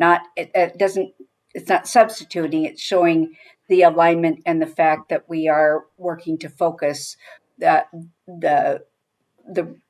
culturally specific lens here as well. You also with the Public Health Advisory Council? No, Nafisa is now on that.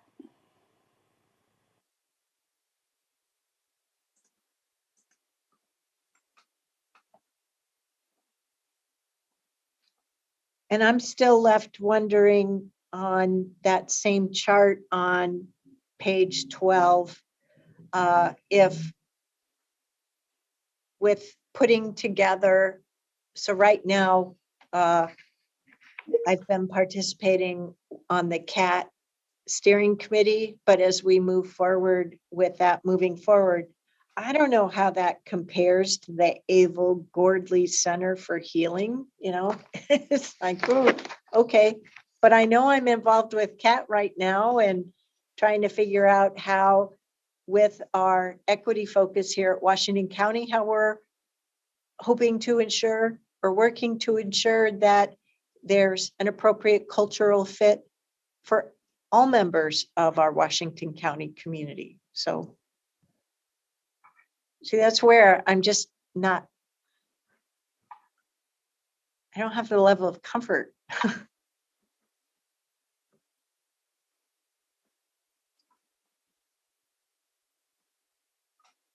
I would think that as individuals on the board identify if they are interested in being a lead, we could have some conversation around how to scope the work relative to the policy ask from Reimagine Oregon project. If we don't have an elected lead who wants to raise their hand and serve in that role, we can take a pass at scoping out those policy demands for how they would fit within a Washington County context, and then bring that back to the board as well.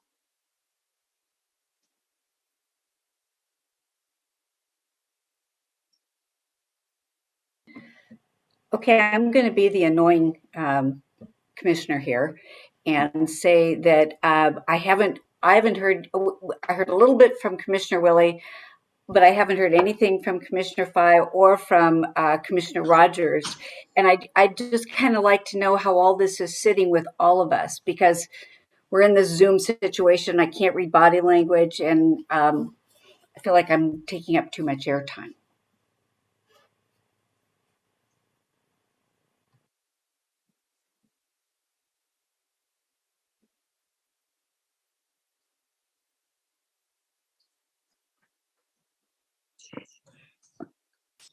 Go ahead, Commissioner Rogers, and then Commissioner Fye.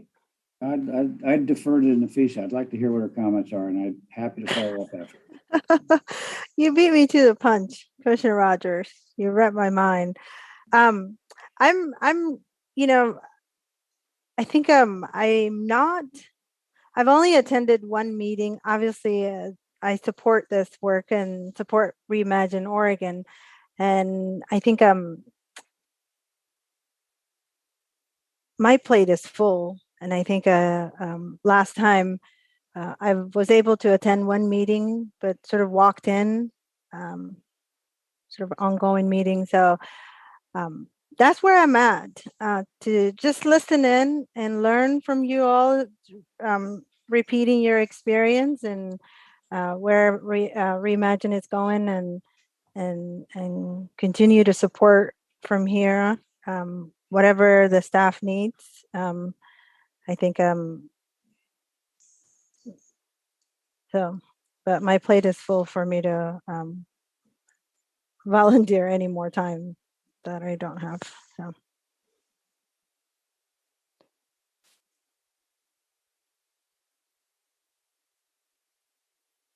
Commissioner Rogers, anything? Well, I think Jerry said it well. It's a bit of a learning process, but I'll make some remarks that aren't popular, but they're mine. And that is that words are important. And I got turned off almost immediately when people start making demands. I've been threatened lots in my political career. We won't vote for you. We won't do this. We won't do that. And I'm saying that's fine.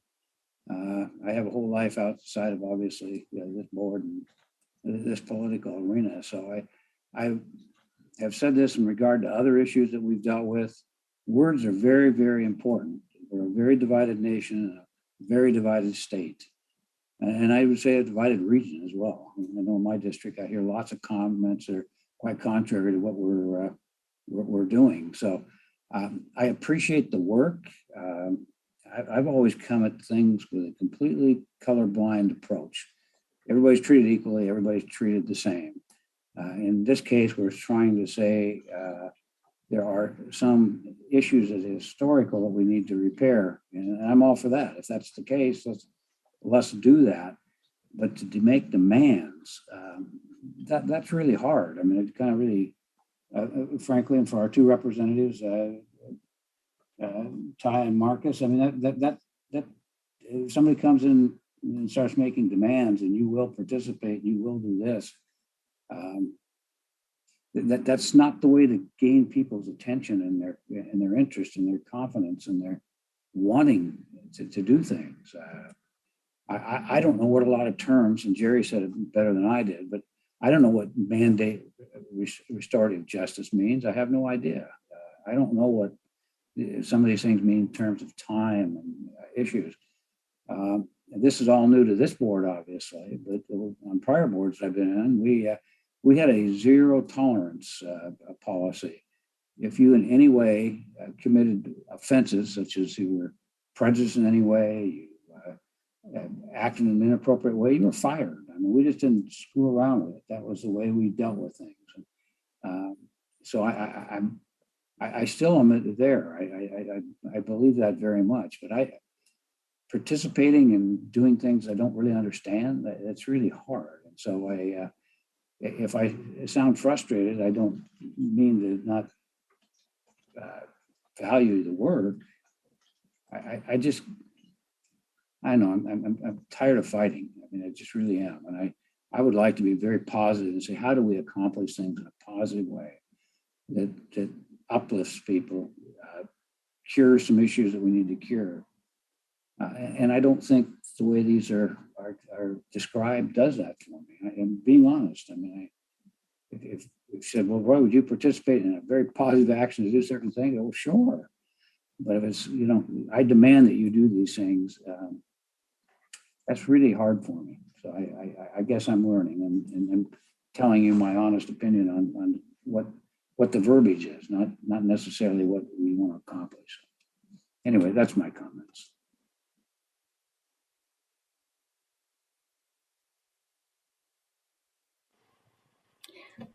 Thank Did you, we ever Roy, for give sharing. Marcus a chance to speak? Yes, thank you. So a couple things, looking back at the July 2021 board meeting with Reimagine, and the commitment that the board made to center Black voices when it comes to these policy demands. And I'll get to that word in just a second, Commissioner Rogers, to just what you said. But it's the way that I'm looking at this is we're not asking, like Commissioner Fye said, you to put forward X amount of hours or time into these, because we are centering the Black voices on this, right? Because that's already been established by this board that that's what we're going to do. And so we'll do the work and we'll bring that to you and say, trust us to put forward this good product that centers the Black voices on these policy demands. So that's my perspective on that first part. And the second part, I completely agree, Commissioner Rogers, that verbiage is important. Just as a Black man, it's hard, and I'm going to try not to get emotional because it's hard, because there isn't a right way for us to protest. Every time we protest something, we're met with resistance, and that's hard, right? And again, I'm trying not to get emotional, but it's hard as a Black man to deal with that, and not everybody deals with that. And so the verbiage is important. I agree with you, and I think, from my perspective, that's why that verbiage is used, and that's why I would use that verbiage if I was me making the demands. I would just add and second what Marcus said. I think that the history of the United States has seen that if the Black community asks nicely, it's met with the resistance, and that change has come only after significant struggle, a civil war, a civil rights movement, press about lynching. Like, it has never come because of a logic model or the data or a moral stance. It really has always come because of struggle and a demand. And so I think that that's the history that Reimagine Oregon project is rooted in, and is trying to continue to advance, because prior to the murder of George Floyd and the demonstration of the inequities in the COVID pandemic, these reports had been made, the studies had been done, the data had been gathered, the asks had been asked, and the progress was not made. And so I think the Reimagine Oregon project is coming back around saying, time's up. Let's make some demands to see if this helps move the conversation forward.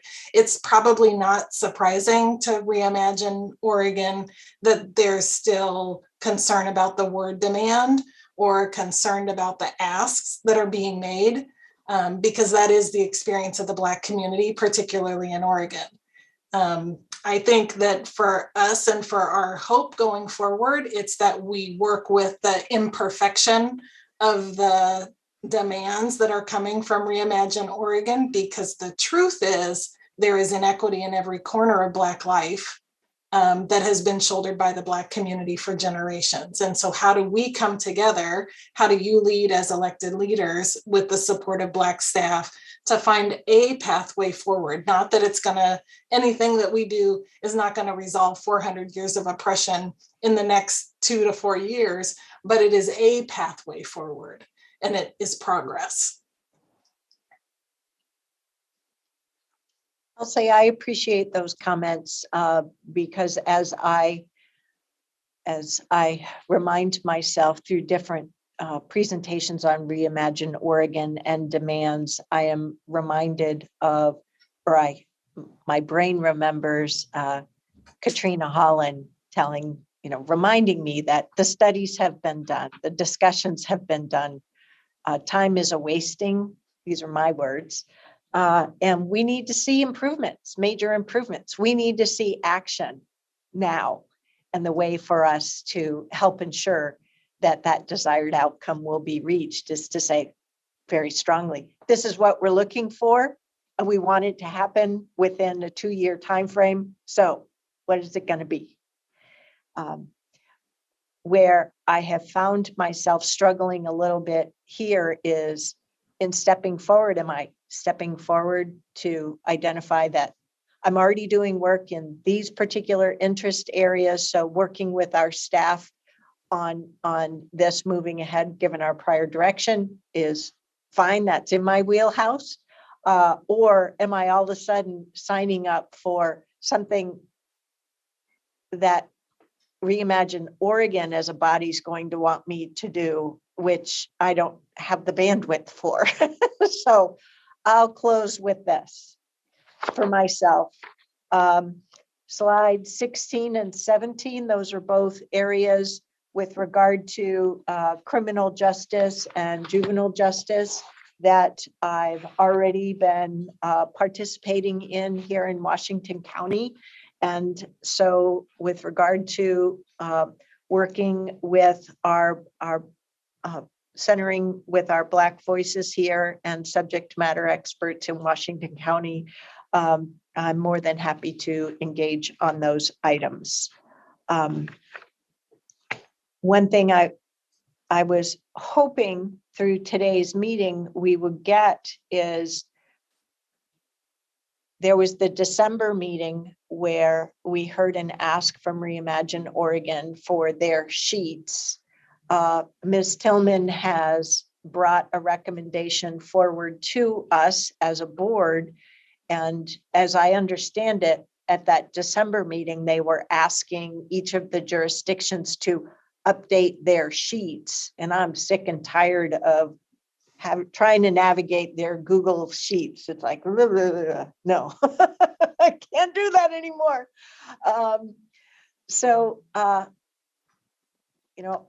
I'm hoping that we can come to some closure today on these 6 slides so that Ms. Tillman or a member of the team can follow up and get that information shared to Reimagine Oregon before their meetings coming up later this month. So I know I've gotten the clarification that I need on all 6 of these on these proposals, and I'm totally good to go with these proposals as is. So folks, are you good to go with them? And if not, what specific ones do you want to see modified so we can bring this topic to closure?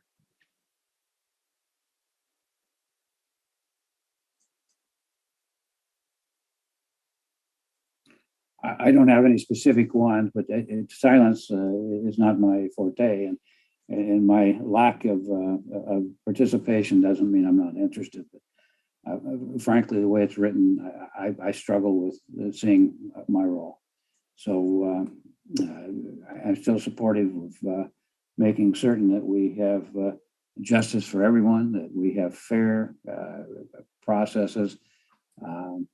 And I will continue to support those sorts of things, but I'm not sure that I understand how I would fit in this particular process. Go ahead, Commissioner Willie. Remember, the ask is we have a proposal from staff. Are there any ones you want to see? Are you good to go with what we're seeing, or do you need specific changes? Go ahead, Commissioner Willie. Well, it wasn't exactly where I was going, but maybe I can get there. I guess I thought that we as a county, when we first hired Latricia and had her put together her staff and that department, that our focus was that these items weren't going to be just focused on the Black community, but it was going to be a part of our landscape in Washington County for all of our cultural employees. So when we talk about affordable housing, we talk about the SHS money, we talk about homelessness, early childhood learning, child care, the program that we just saw of trying to get people to have home ownership. All of those, to me, encompass these items here, but it's just not for our African American employees. They are for all of our employees, regardless of color. So that's always been my perspective of making sure that we do these things, but we do these things in everything we do, every policy, every project, every opportunity. And so I think that's what's so hard for me, to be able to just look at this and say, well, I don't understand a good portion of what they're trying to accomplish here, but I certainly would not want to convey a message that this is only programs that are going to enhance our Black employees. It's for all of our employees. So I think that's the difficulty I'm having with embracing this. This specifically, I guess.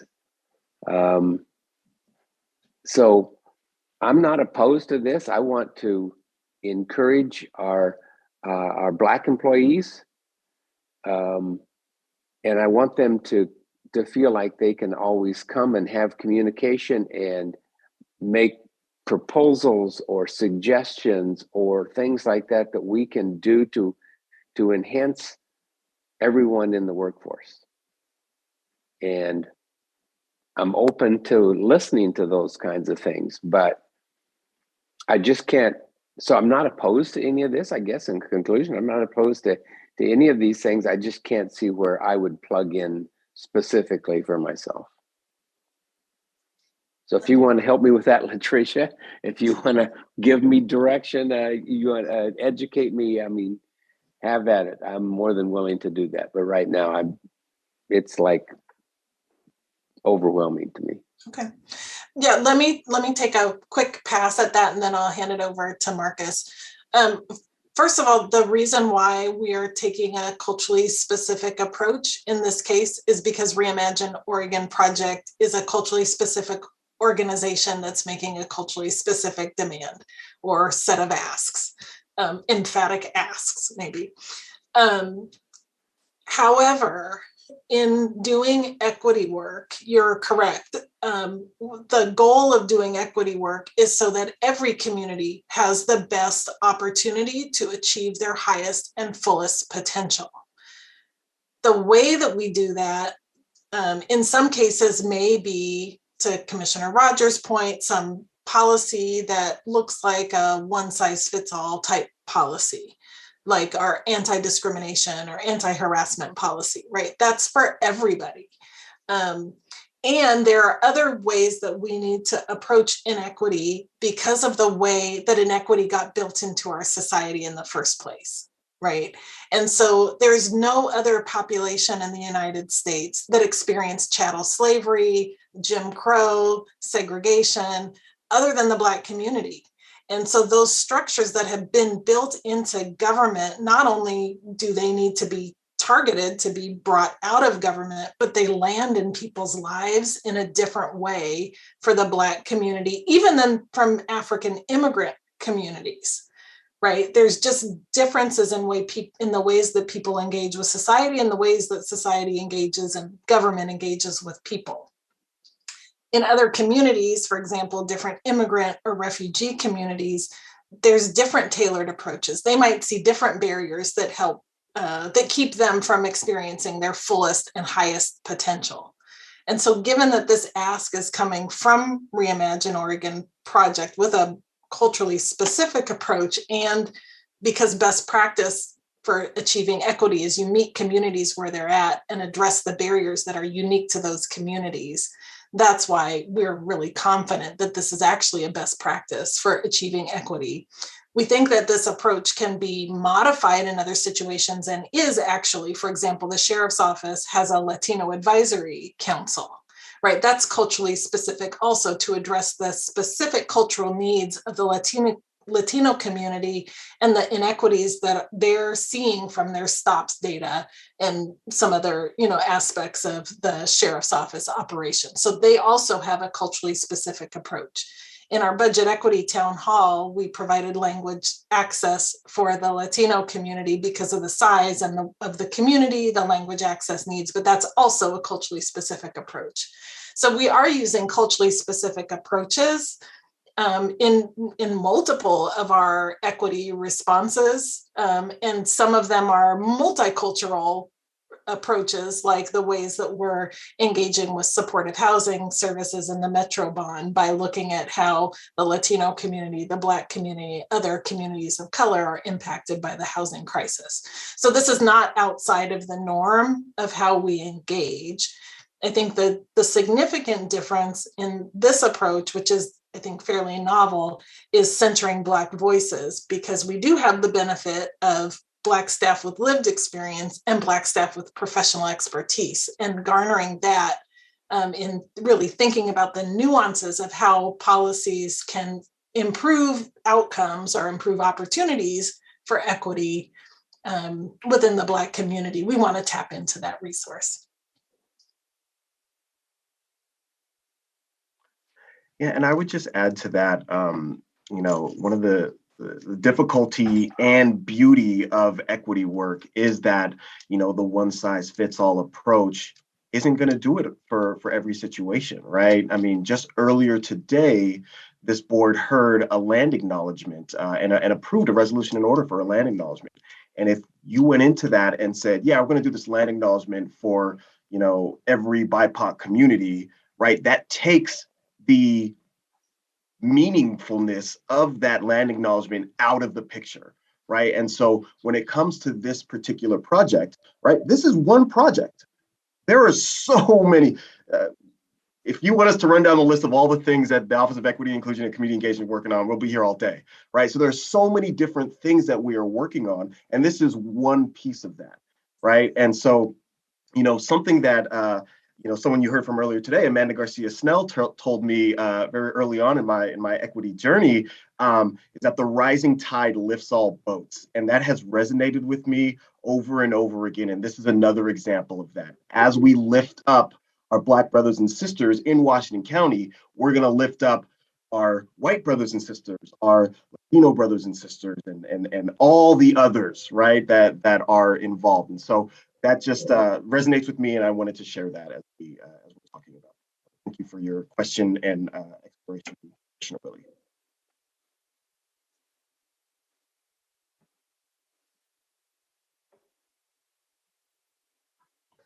Well, I'll jump in.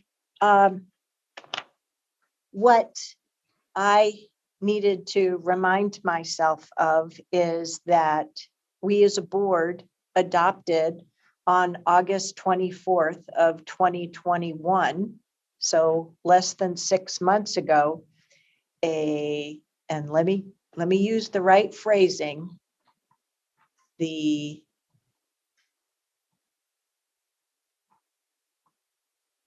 Equity, Diversity, and Inclusion Strategic Action Plan. And it's important to use the phrase that way, because that's what it takes to find it. You can find it on our portal, but you can't find it on our website, or at least I couldn't find it on our website. So that is not, Reimagine Oregon does not replace that. Okay. Part of that action plan was participation in the Reimagine Oregon project, to the degree that there is work that we as an agency do to improve all of the life conditions of Black members of our community. And so that's what I think this is asking us to do, is to help figure out what it is we see ourselves doing and what is it we are doing to help advance conditions, not a replacement for the full body of what we're doing. And we've made a lot of progress in these 3 short years. So I often struggle with what all this means, because we, as one member of 5, I'm not going to use we, I'll speak for I like to make and meet commitments. I do not like to overcommit and underdeliver. And so that's where I struggle with the clarity here of what does this mean? And if I commit to something, how do I make sure that I have faith that I'll be able to deliver on that? So I come back to our staff has heard us. They've been doing what we asked them to do in engaging with Reimagine Oregon, and they've brought a recommendation forward to us. So there's Commissioner Willie. Sorry, I couldn't find you on my screen. So I can empathize with part of what I heard you say, or I think I can empathize with it. I don't see the Reimagine Oregon work deviating us from what we've already authorized our staff to do through that action plan. However, that being said, as our team continues to help us engage with Reimagine Oregon, I do have faith that if there is a new policy or a new investment decision, if money's going to be involved that we haven't already funded, they're going to come back to us and say, okay, here's the opportunity.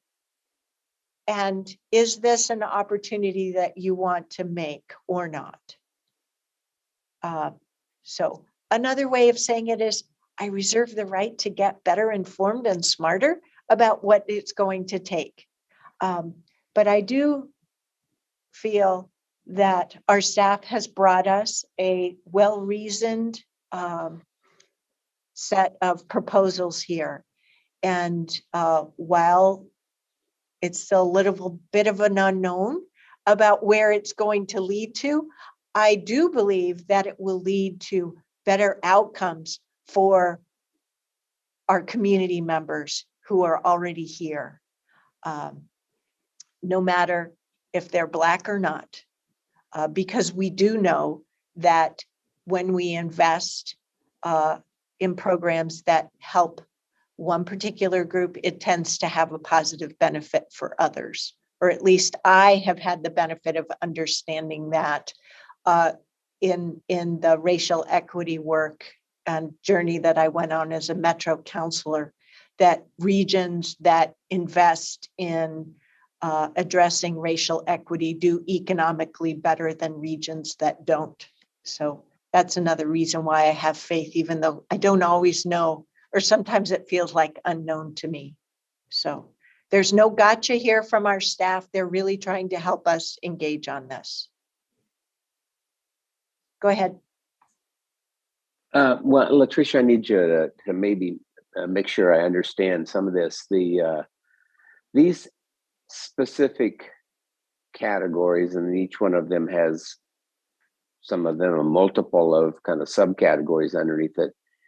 And as I've heard, we've had our African-American staff have been involved with Reimagine and have been working on some of these. Or are they're just getting started? Is that what it is? Okay. Have we provided them with some sort of direction of what we would consider versus would maybe not consider? And for example, under the House and Homelessness, it says stop all sweeps of camps that shelter houseless people. And I think we do a pretty good job of communicating about what we do with our sweeps and grading these camps and all those kinds of things. I think we do a pretty fair and humane, quite frankly, process, because they live in an environment that is not healthy and not safe. And so when we go in and clean them up, we make them that way. They don't stay that way very long, but at least we do that. So if this team of employees would come back with, say, yeah, we've got to do this and all this kind of stuff, we'd have to say, no, we're not going to do that. We think we do a pretty good job. So have we? That's a very specific thing, and I apologize for that. But have we given any kind of direction on these particular topical areas where we would say, yeah, let's consider this. That sounds like a good idea. Or what you've heard over the last hour of discussion here is, well, no, that really doesn't fit, or some other things. So long answer, but have we given them any direction in these regards? Or do we just say, go forth and come back with some ideas, and we'll tell you if they're really good ideas and we embrace them, or if no, we don't like them? I mean, let's give them some direction here. If they're going to invest their time and their commitment to this, I'd like to make sure we're going on in the same direction. Thank you. Thank you so much, Commissioner Willie, for that question. The staff team has not yet convened. We'll be convening in a couple of weeks on January 21st, I believe. And we were hoping that in this conversation with the board that we would get that level of guidance to say, we're not going to stop all sweeps, but explore other options that help to get to the intent, which is around decriminalizing houselessness. Or we're not going to decriminalize houselessness, but we want to do some early intervention so that it doesn't get to that level. So that's, that was the hope, that we would be able to have that kind of conversation. I think there are some things that we've heard today that help us provide some, will help us provide some direction to staff when we do convene later this month. And then for the commissioners who said, I can be point, if we do have questions, we can touch back with them individually to say, is this right? Or, does this seem like something that the board would be amenable to? And for the ones that we don't have a point person that we can come back to, we'll figure out which of you to touch base with as we're working out our options in partnership with the staff. I believe that probably and that's what I put here, a number of the policy demands from Reimagine Oregon project don't necessarily align exactly with the work that the county is doing. And in many cases, the work that the county is doing is intended to address inequities that we know about. And so wanting to make sure that that is reflected in our work with Reimagine Oregon project means that we as a staff group want to see what is happening, what the data is saying, what the lived experience is, and then move forward with policy solutions or policy commitments. And in some cases, it might just be that the board is more explicit about policy commitments based on work that's already happening in Washington County. So yes, that's exactly what we're hoping to get from the board. And it doesn't all have to happen today, right? It's an ongoing, obviously, with this engagement with Reimagine Oregon project, it's an ongoing conversation. And I would agree. And I feel like we probably have, from my perspective, I have failed to give you that kind of really good direction. And so what I'm feeling like I need to do is now take some time and maybe respond to you individually on each one of these items as to if I have a concern or a lack of knowledge or just whatever. I need to convey that to you. So at least from me what my thoughts are on some of these items. So I owe that to you, and I certainly owe it to our employees that are willing to invest their time to work with Reimagine and to work within these on these topics. And so I've got a little bit of an obligation as well, and I will do that. We would appreciate that. One thing that also has to happen, in addition to that, is these are board agreements. So having that discussion is one necessary component. But in the end, all five opinions need to be shared in order to have the board decision at each milestone along the way. So what we've tried to get to today is what is the board position leading up to the January of response to Reimagine Oregon.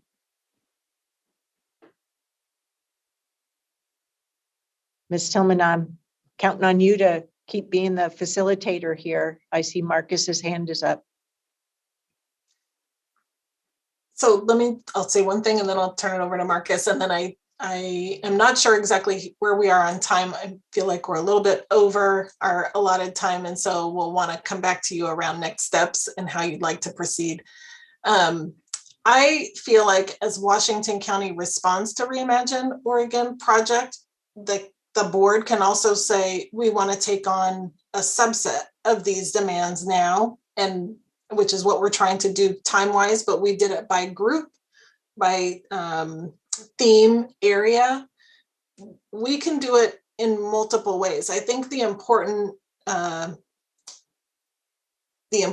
action is that we're making commitments and that we're following through on those commitments, and those commitments are intended to improve outcomes that are inequitable within the Black community.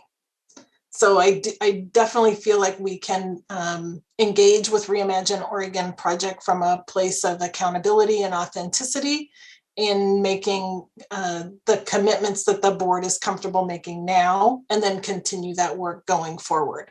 And I believe that the board's commitment to equity and eliminating the inequities that are currently experienced, in particular by the Black community, regardless of whether Reimagine Oregon project is active or inactive, and whether the commitment fits within a 2-year time frame or beyond.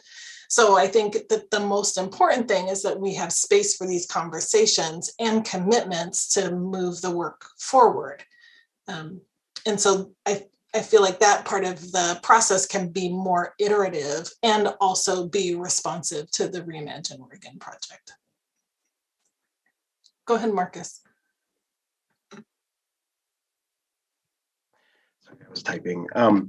What I wanted to add was, as Commissioner Willie was talking about, going through every single one of them and putting, his thoughts and everything, that does sound like a daunting task, and understandably there's, hesitation around that. But I think that's why we want to split up that into the elected leads, right? If there's 14 of these, if each of you take 2 or 3, then those are the only ones that you need to focus on for, reporting back to us on what it is that we need to do.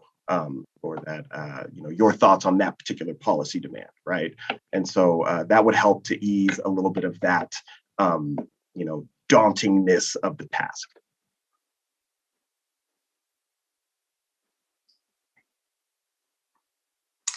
So I think maybe for a takeaway, we could ask individual commissioners to share in whatever venue, email, or in-person virtual conversation, any concerns you might have about any of the policy demands that help to inform the constraints that we would need to operate in. My ask would be that feedback is given to us in advance of our convening meeting and in advance of the next elected leaders gathering for Reimagine Oregon project, both of which happen to be on January 21st. We didn't plan it, that's just how it's happening. So maybe, within a week or 10 days, if there's an opportunity to hear back, if there are specific policy demands from Reimagine Oregon project that are of concern, and then we can circle back with what we've heard and bring that compilation back to the board for your final blessing of the work going forward. And again, recognizing this is iterative. So we're convening staff January 21st, but we're not making decisions that day. We're actually just, beginning our forming process. And so if we circle back around in February to make sure that we've landed in a way that is acceptable to the board, then we can do that as well. The only other question that we didn't get to today is, what does the board feel like you need from Reimagine Oregon project? I think we can hold on that conversation until we're able to come back around to know really where the board wants us to focus in terms of these policy demands.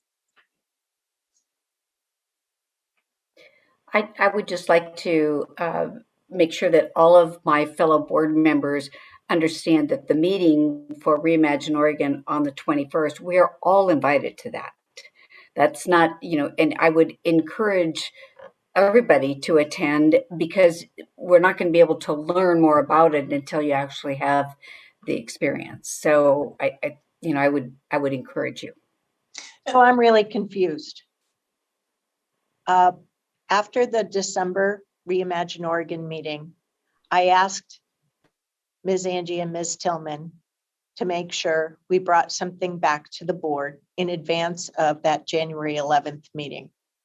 I thought that's part of what we were reviewing today, was the action plan that the board have a recommendation from our staff in advance of that meeting. And we have very full agendas for the board between now and then. So we have a staff recommendation today. I've asked multiple times for feedback so we can communicate a board position. We haven't come to closure on a board position. What I've heard is, I've heard from Ms. Tillman, well, we can delay doing and saying anything perhaps till later. Or maybe I misunderstand what I've heard. I've heard a world of possibilities. We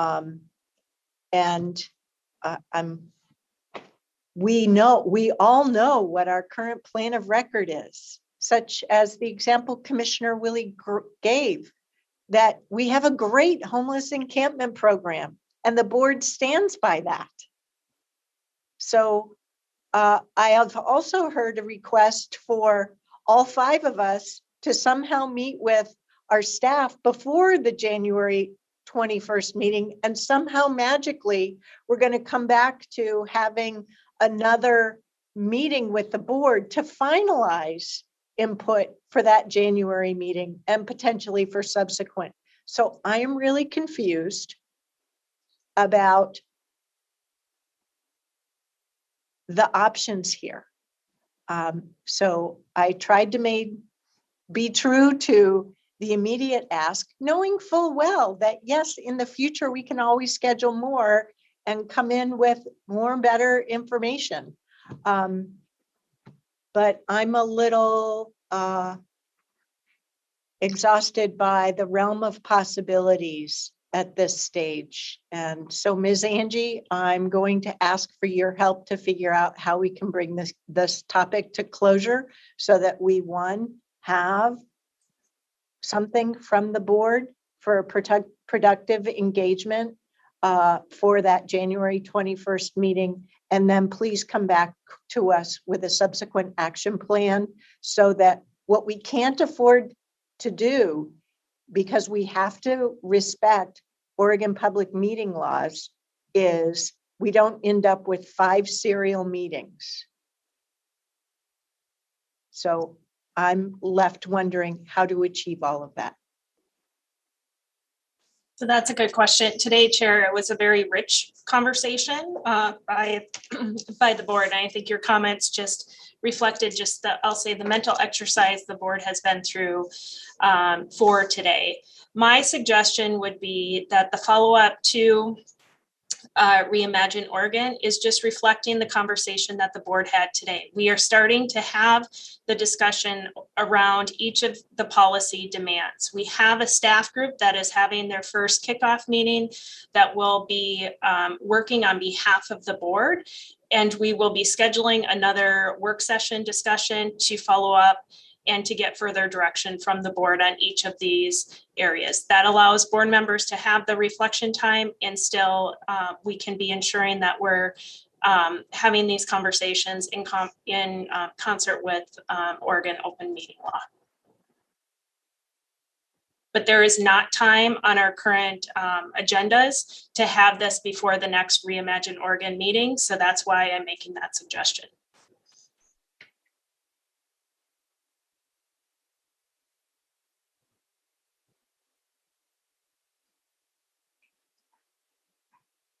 Commissioners, thoughts?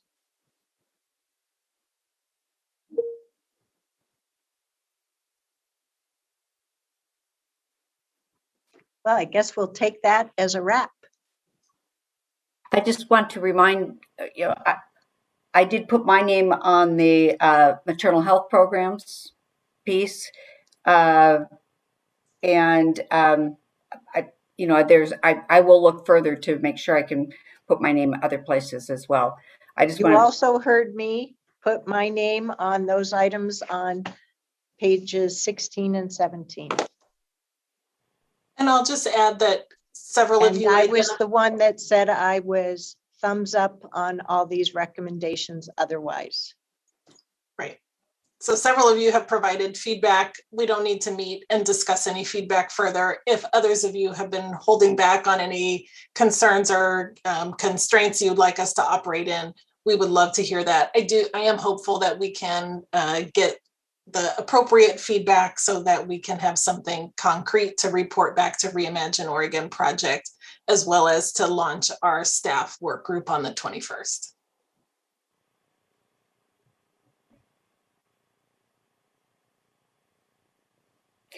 I'm thumbs up on the recommendations as well.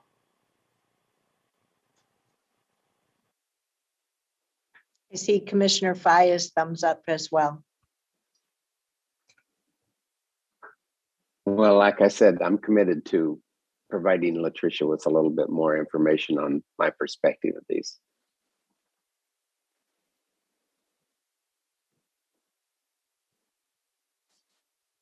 I'm feeling very uncomfortable having individual perspectives and really need clear board direction as we move forward. I want to reflect.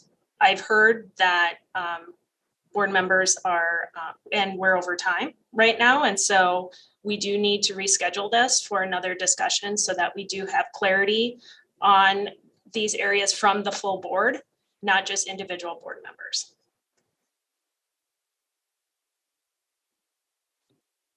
But it sounds like we have something now to take forward to the January 21st meetings, plural. Okay. Thank you so much for your time and your engagement. Okay, so that's it for our work session today.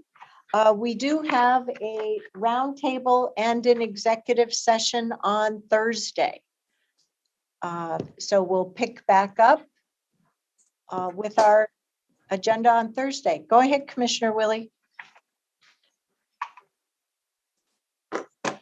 Realizing I didn't anticipate that we were going to spend, I don't know, nearly 2 hours on Reimagine topic today, but we did push the resolution that I want to have put on the board to the end of the day. I'm kind of a little bit mentally burned out here. I would imagine all of us are, but so just let me say that if anything, clarity is needed in what we are doing with Reimagine, and this resolution is designed from my standpoint to give clarity to our sheriff's department about our philosophy and perspective of funding the sheriff's department. And it is, and that's the whole purpose, is to provide that clarity. So I don't know where we go from here. I don't know if you want to just say, fine, because I'm going to ask it to be put on the board. I'm going to ask Tanya to put it on the board agenda for next week. We can either have more conversation then or whatever you want to do, or we can have conversation now. But, you know, I'm kind of sensing everybody's pretty well talked out. So what's your preference? I'm more than happy to give you my opinion on it today.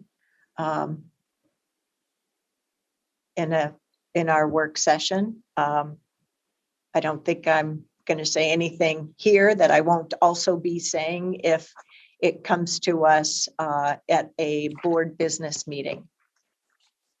What do other commissioners wish to do?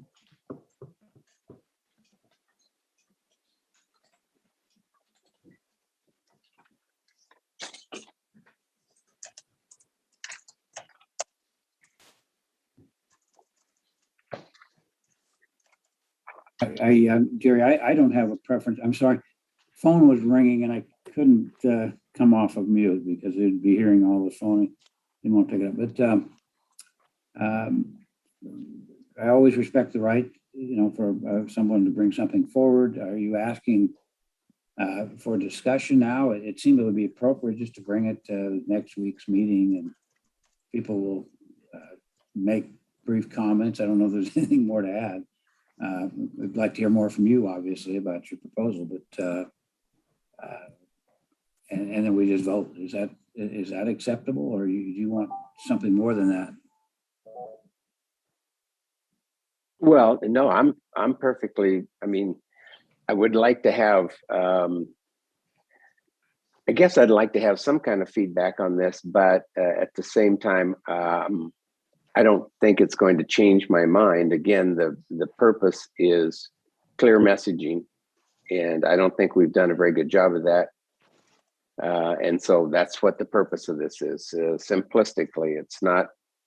There's no ulterior motives. There's nothing else to it except to provide clarity to our sheriff's department, and that's it. That's the purpose.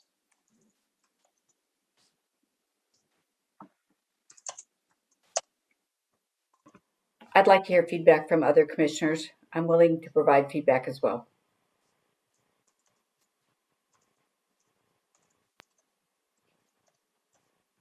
Okay, well, why don't we, can we hang in there with one another for another 20, maybe 30 minutes? Commissioner Fye, can you do that? Okay. I'd be happy to start first if you want me to, or Commissioner Willie, if there are any other overview remarks you want to give first. Okay, so I'll dive in. So I have heard, and this goes as recently as a conversation yesterday with Sheriff Garrett, that there are multiple employees in the sheriff's department that are uncomfortable with the wording from Reimagine Oregon around defund the police. We on this board have shown through our actions that we are, in fact, doing the opposite. I shared some of these remarks earlier when at our business meeting with regard to the Enhanced Sheriff Patrol District action item that was before us today. We have, in fact, as a board in my 3 years, supported additional funding through the Washington County budget, through the referral and campaign of the public safety levy, and again today through our action for direction on the Enhanced Sheriff Patrol District. So I don't have a need to adopt a resolution in order as a point of business in order to send a signal to employees who aren't recognizing that. I also know full well that I serve as an elected official here as a member of the Board of Commissioners. And as such, it is part of my responsibility to seek out, listen to, and consider various viewpoints here in our community. And I continue to do so. And the Reimagine Oregon effort is just one of those. And I don't conflate our being engaged with Reimagine Oregon as saying that I, as one member of the board, adopt their language. And I have, as one member of 5, made a concerted effort to make sure that as there is meaningful information from Reimagine Oregon, that it is brought forward to us, as you have seen in our multiple work sessions to review their material. I also don't believe that it is good public policy for us to be adopting a resolution and order that ties the hands of not only this current board for our fiscal year budget work, let alone future boards. And so in that regard, that's why I think that the current drafted resolution in Oregon is not good public policy. That's my standpoint. I also shared with the sheriff that he and I and staff had a good meeting back in November about how we can recognize where the Reimagine Oregon external group is and continue our efforts to let them know that that language does not work for us. Our work session today and our response is part of that effort. That yes, it's unfortunate that this work takes time to do, but leading up to being surprised to receive this resolution and order that he said he played a hand in developing, that diminishes from the spirit of strong partnerships that I know I have had the pleasure of experiencing with him to date, and that there are other ways for our employees to know that we as individual and collective board members are being responsive and continue to send signals. So in addition to all of those strong signals that I spoke about this morning and that I've said again, as I suggested to the sheriff, commissioners can be invited to meetings with the sheriff's senior staff, as well as to any open employee meetings as individual commissioners or as a group of commissioners. We can notice as many meetings as we want. And those are avenues that he has not asked us to pursue yet. And I totally respect Sheriff Pat Garrett. He is a great sheriff. And I've said that many times. But I don't think this is a very good method. We shouldn't be put in a situation where, as the elective board of commissioners, we are reduced to engaging with our employees or sending signals to our employees through public resolutions and orders.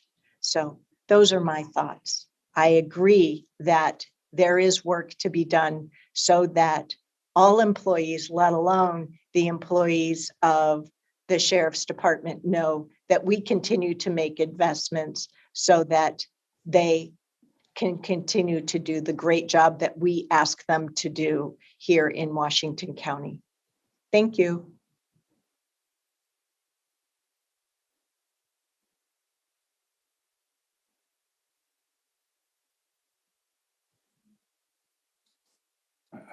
I don't want to step in front of you, Pam, because I think you were going to say something. But yeah, from my perspective, I see it differently than Chair. I now understand, Jerry, your proposal a little bit more. I've had a chance to read it through and see what you're suggesting. And I see it, you're just making a statement that I've said this in our meetings, and I'd say it again. I think that the sheriff's underfunded. We don't have enough funding for the sheriff. We need more funding. Any public health issues, any mental health issues that we want to deal with, those should be separate issues, separate funding that we have. It shouldn't be affecting I like sending a strong message to those in uniform. We have seen across this nation what happens in defunding actions, and that maybe the chair was articulating really what she was saying, and maybe that's what we need to say instead of the resolution. I don't know, but it's a failed policy. It doesn't work to defund them. So if it's just simply that we make some letter of support, that's great. If you want to do yours, I'd be supportive of it. I don't feel that we're in any way having bad policy by doing it. So that's where I'm at. Well, to clarify, Commissioner Rogers, you and I agree. We have not adopted that failed policy of defund the police. We have not. And our actions also reinforce that.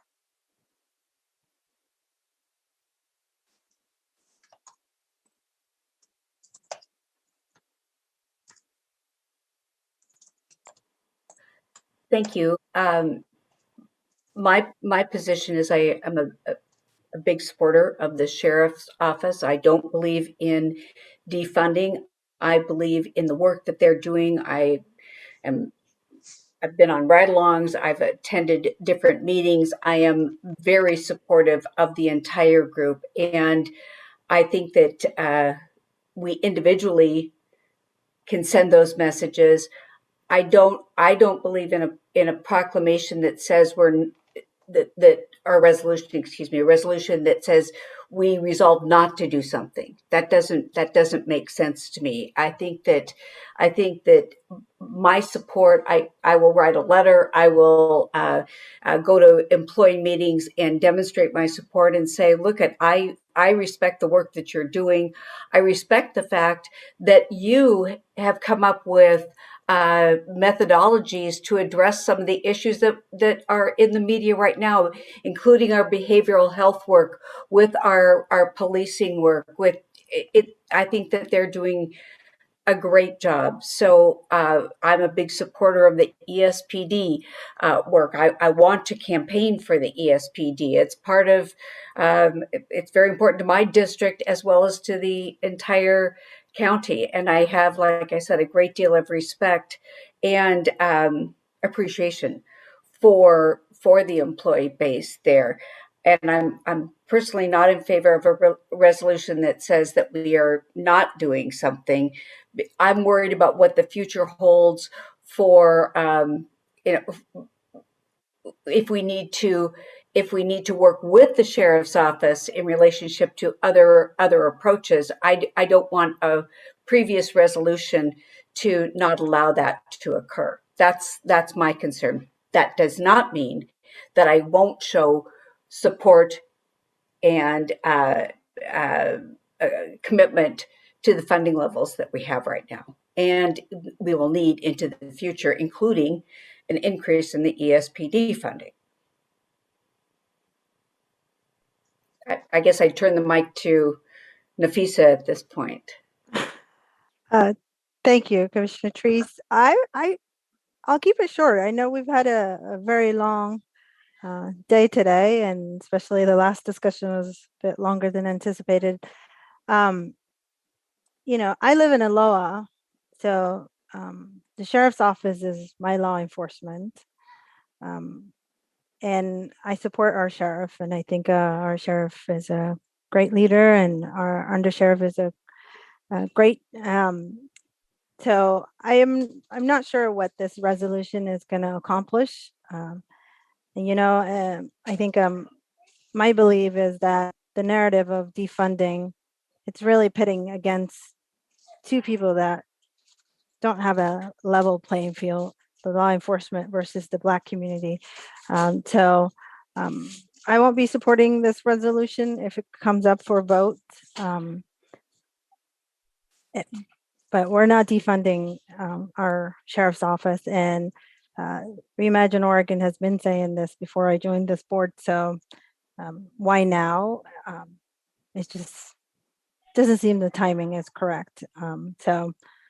But if there's anything, if we need to have a conversation with Reimagine and also engage our sheriff's office how do we heal? What does Reimagine public safety look like? I'm always open to those conversations and to those spaces, and any conversation that really facilitates bringing people together, especially the institution of law enforcement and the Black community, and how we can build an institution that outlives long before we're gone and really protects my children. Right there, I have Black boys, and the fight that's going on media between law enforcement and Black men. So this is not politics for me. It's personal. Anytime we're having conversations about law enforcement, but my stake in the game is, how do we bring the two together rather than pitting against each other? And then really my kids being the ones that bear the brunt of that fight. So that's all I will say. I know I said I'll keep it short. And I do ditto. Reason why I'm keeping it short is I want to say I ditto Commissioner Tree's comment and Chair Harrington's comment. So I won't repeat any of that.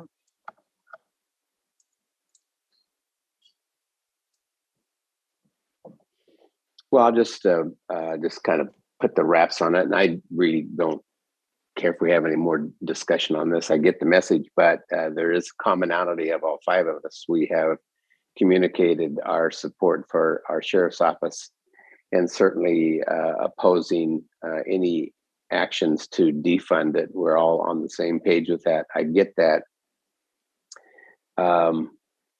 And I understand that we've taken several actions that support that. But when I still hear that there are concerns because of our association with Reimagine, and again, the vernacular that they use to defund public safety causes concerns. It's almost like we are speaking from both sides of our mouth, and I don't want that. I don't think any of you want that. I think you want clarity in this, and that's the purpose of this resolution. And I just don't see any, I'm sorry, I don't see any downside to this. And if we communicate this very strong message and the employees of the Sheriff's Department hear this and say thank you, then again, there's no downside. We've only got upside to this. In regards to Pam's comment about a negative resolution or a negative message in there, easy enough to change a couple of words in that particular sentence to put a positive reflection on that. I will look at doing that. So the resolution that you see next week in the board packet may have a couple of changes in it, and I'll certainly make you aware of those before then. But again, to me, there is no downside to doing this, and so I'm going to push forward with this. So, but I do appreciate all your comments.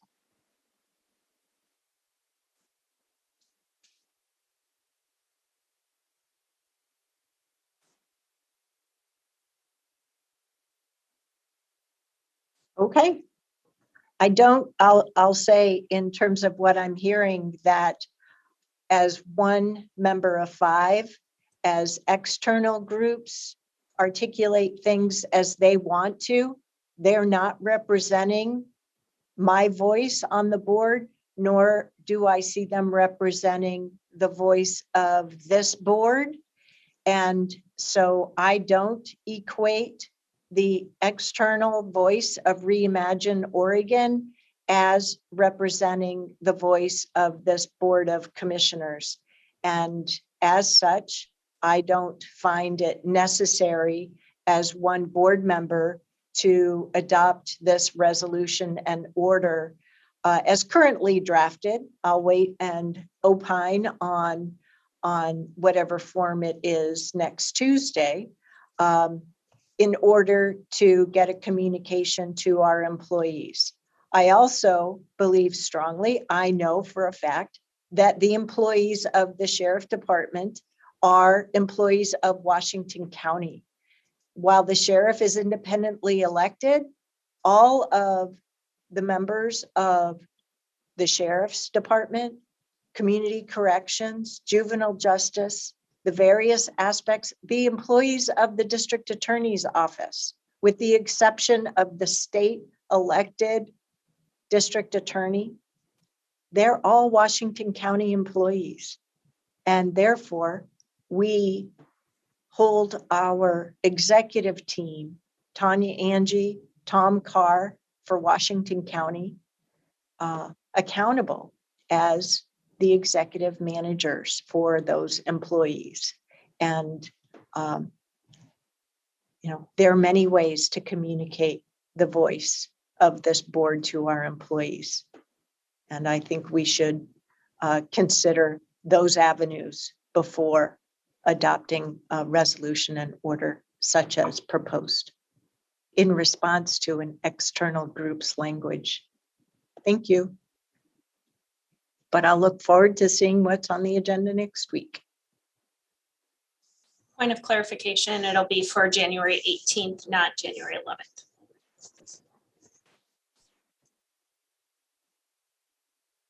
Thank you, Ms. Angie. Do we have any further board conversation or comments on this?